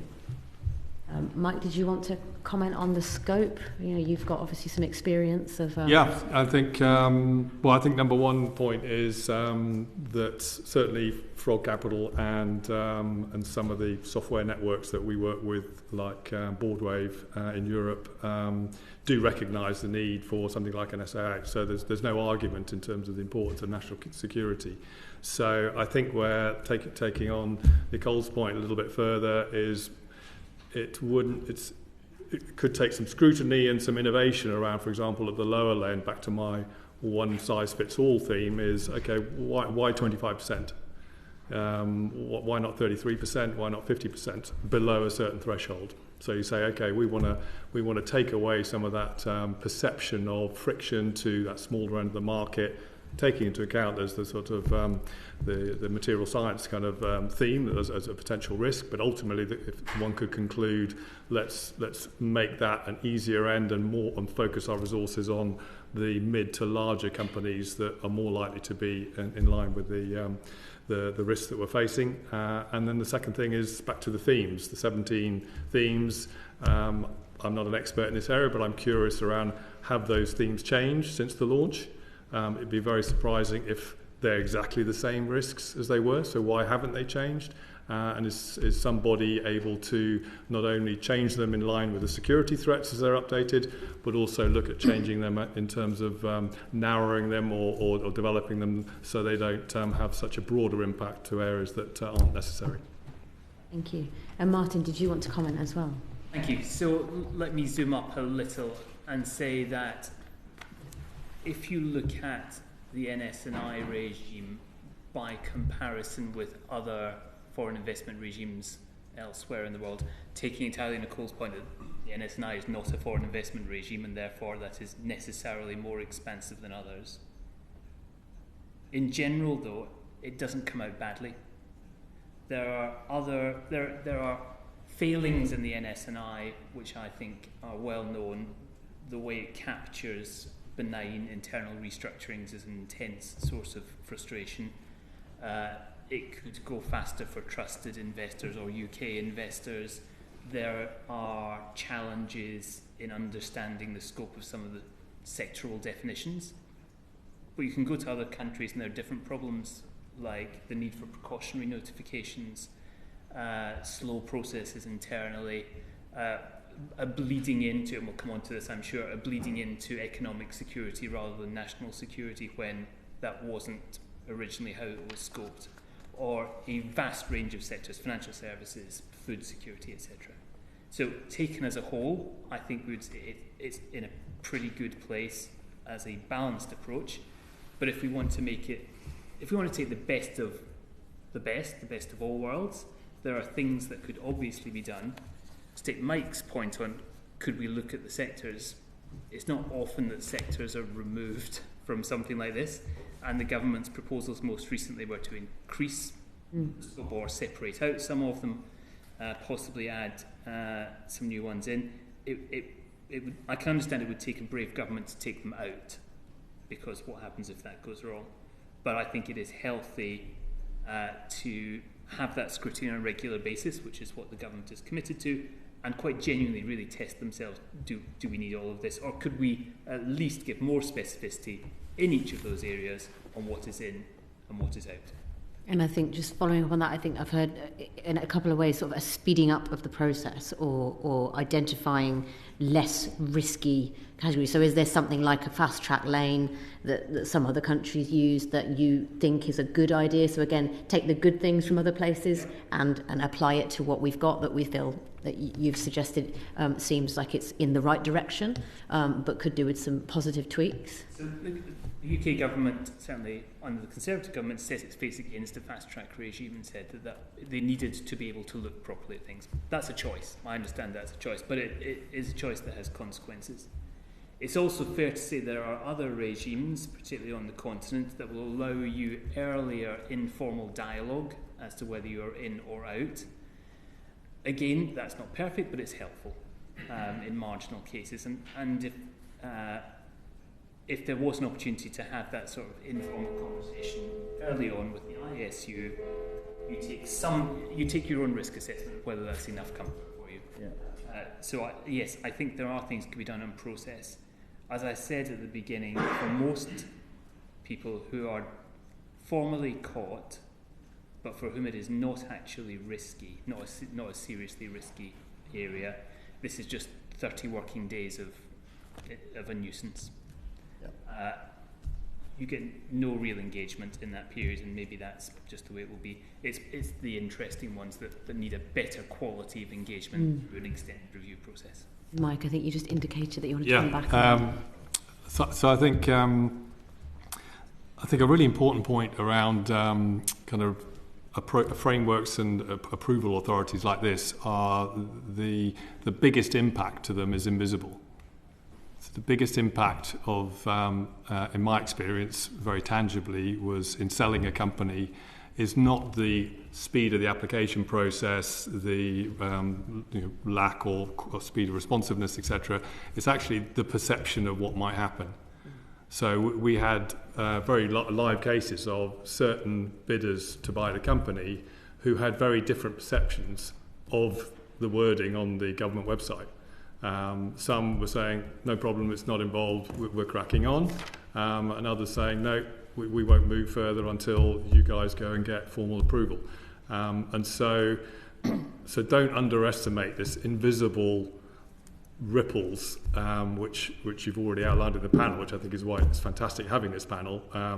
So given that invisibility and difficulty in measuring what that invisibility is, but it is there, then as well as working on fast-tracking stuff, Actually, I think it's also the panel should be looking at where can we remove the need to cover, back to my point around why 25%, why not 33%? Even a simple move like that will just take out a whole number of smaller companies who are 20, 30, 50, 100 employee companies who I would argue are very unlikely to be part of the key national security, but they just take them out the whole system, and therefore they release resources from system, which means the fast tracking can work and not get buried by the quantity of the applications. Thank you. Johnny Maynard?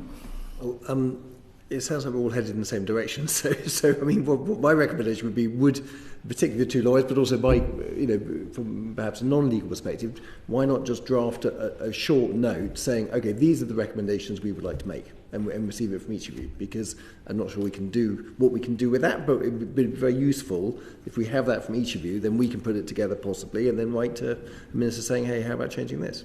We have done that, each of us, in different fora, but we're very happy to send specific written evidence to the committee, for sure. Yeah, very happy to do that. Great. That's it. On Cooper.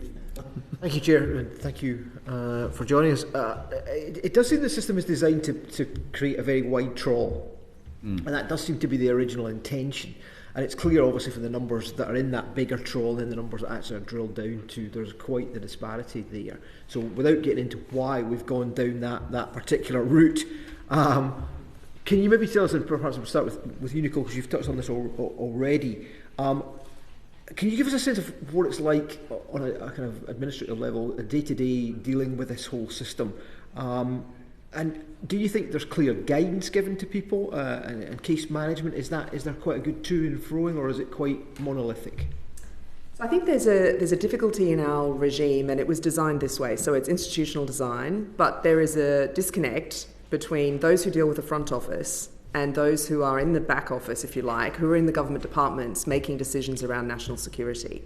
And what we see as users and practitioners is only the front office. And in my experience, and I won't speak for Martin, but it's a very polite, welcoming committee. They will jump on a call with a client and say, this is what we are and what we do, these are our timelines. They will give no specific guidance as to an individual case. They won't give you feedback on what their concerns could be. And you wait to see if you're coming out in a 30 working day period or another 30 working day period or indeed a 45 working day period. So, and if you call the ISU, in fairness, I think they wouldn't be able to give you real insight because they're in the process of doing a write around, they're consulting, etc. So it's very different in design to a CFIUS process or to a FIRB process or other processes we're used to dealing with internationally, because you don't have an opportunity ever to discuss with the decision maker or indeed to see the people who are in the room debating the merits. I think the other difficulty is, and we may get onto this, that there is no real learning effect, really. It's quite an indirect learning effect about the regime. So we've had 4 years of operation, we've had a number of final orders published.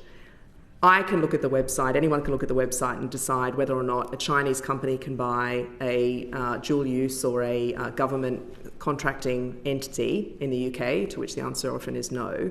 But I can't really extrapolate from that the particular activities involved, the nature of the order that was required, etc. So even a repeat investor can't really tell from their last experience what it means for a further experience in the UK. It's every single case is a reset, and there's not a lot of transparency. Now, I'm a regulatory lawyer. Transparency is something we're used to. National security, we all have to accept that we can't have the same level of transparency. But I think there's a lot of guidance published. It's quite general, understandably. On particular sectors, it's quite helpful. The Chair mentioned the university sector and small acquisitions. I think there's a reasonably good steer about what would cause the ISU and government ultimately concerns. Beyond that, the learning effect isn't really forced out of the annual reports or case-specific orders. So there isn't a lot of, I think, learning that you can do in the UK regime at the moment, unlike CFIUS and some other places. Martin, is that again your experience that you had this void that you're shouting into and nothing seems to come back until you get a final decision? I hope we never have to shout at them. Yes, for cases that don't go to extended review and reach the stage of having to give commitments, yes, that is a universal experience, and that, as Nicole says, is the way the system has been set up. when you get to the stage of actually, in the most complicated cases, having to engage on warranty equipment, yes, there is much greater engagement. I suspect there are people in the background who we don't have access to, but there is a pretty high quality of engagement at that point. Nicole's point about the learning effect is really important, though, because that distinguishes the NS&I process both from what went before, when final orders were published. It distinguishes this from, for example, the competition regime, where we have very full precedent to work from and a proper learning effect, and a recognition by the regulator that it's good to talk in early stages of cases now. And whether the ISU goes on that same journey that the Competition and Markets Act has gone on, I'm not sure, because I recognise the national security is different from competition, but it took quite a lot of time for the CMA to realise that would be a good thing in the interests of growth, in the interests of parties, and in its own interests, and it may be that the ISU could learn a bit from that. And then just sticking with you, we've talked about the wide trawl, and there's the kind of safety net underneath that then is this rapid assessment and the idea that you will get quite a quick decision. And there's statistics published that show that they seem to do quite well measured against those benchmarks. But I think City UK, and you will know about this, they said that all parties involved in a transaction that is notified must factor in at least a couple of extra months to their deal timelines to ensure compliance with the NSI Act's notification requirements. So that, although on the face of it, it does seem to rattle through these things, actually there's quite a big drag here, isn't there? So let's take a case that is UK to UK. You might find your deal is not notifiable to the competition authorities in the first place because it doesn't meet the jurisdictional thresholds. The UK regime is voluntary anyway, and you might conclude that it is just not competitively interesting. The CMA doesn't want to see it. Or even nowadays, you can get a briefing paper through the CMA with comfort from them in 2 weeks. So you've got that big bit out of the way, and it's been recognised that that's good. What's still sitting there then is an NS&I notification if you fall within the mandatory sectors, and you're in there for 30 working days plus prep time. That they are very good at hitting that, but they pretty much hit that date and no date earlier.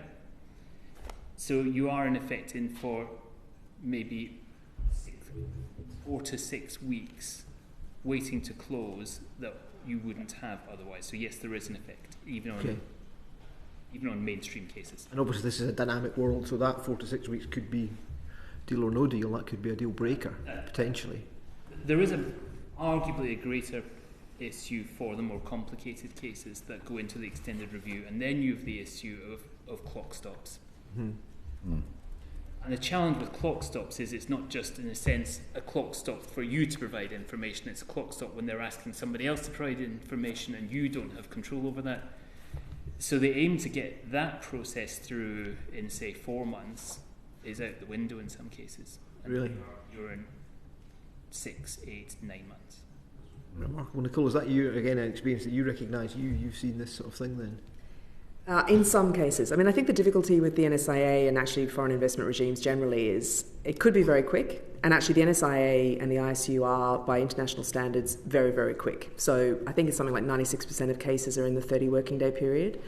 But because you're not always very clear what the concern is, and you might have a more challenging case, you can find yourself on the receiving end of stop clocks and be really very unable to communicate to investors how long it's going to go for, when it comes to an end, what's going on, because there isn't really transparency at that point. Back to that learning point, you've no information to pass on to investors, which might actually make them nervous of what else is going on here. No, that's right. And, I think investors are used to understanding the end of a process. Mm-hmm. I mean, in some cases, there's a lot of straightforward cases, there's some grey cases. We're in a position of, as practitioners, saying, well, this could be between 30 working days and 90 working days, and I can't really tell you that. And actually the financing costs of that are very significant. Yeah. If I could come to you then, are there changes to this screening then? I mean, it's been designed this way, so potentially, short scrapping the whole thing and starting again. Do you think there are changes that could be made to better support firms who are trying to get capital into critical sectors?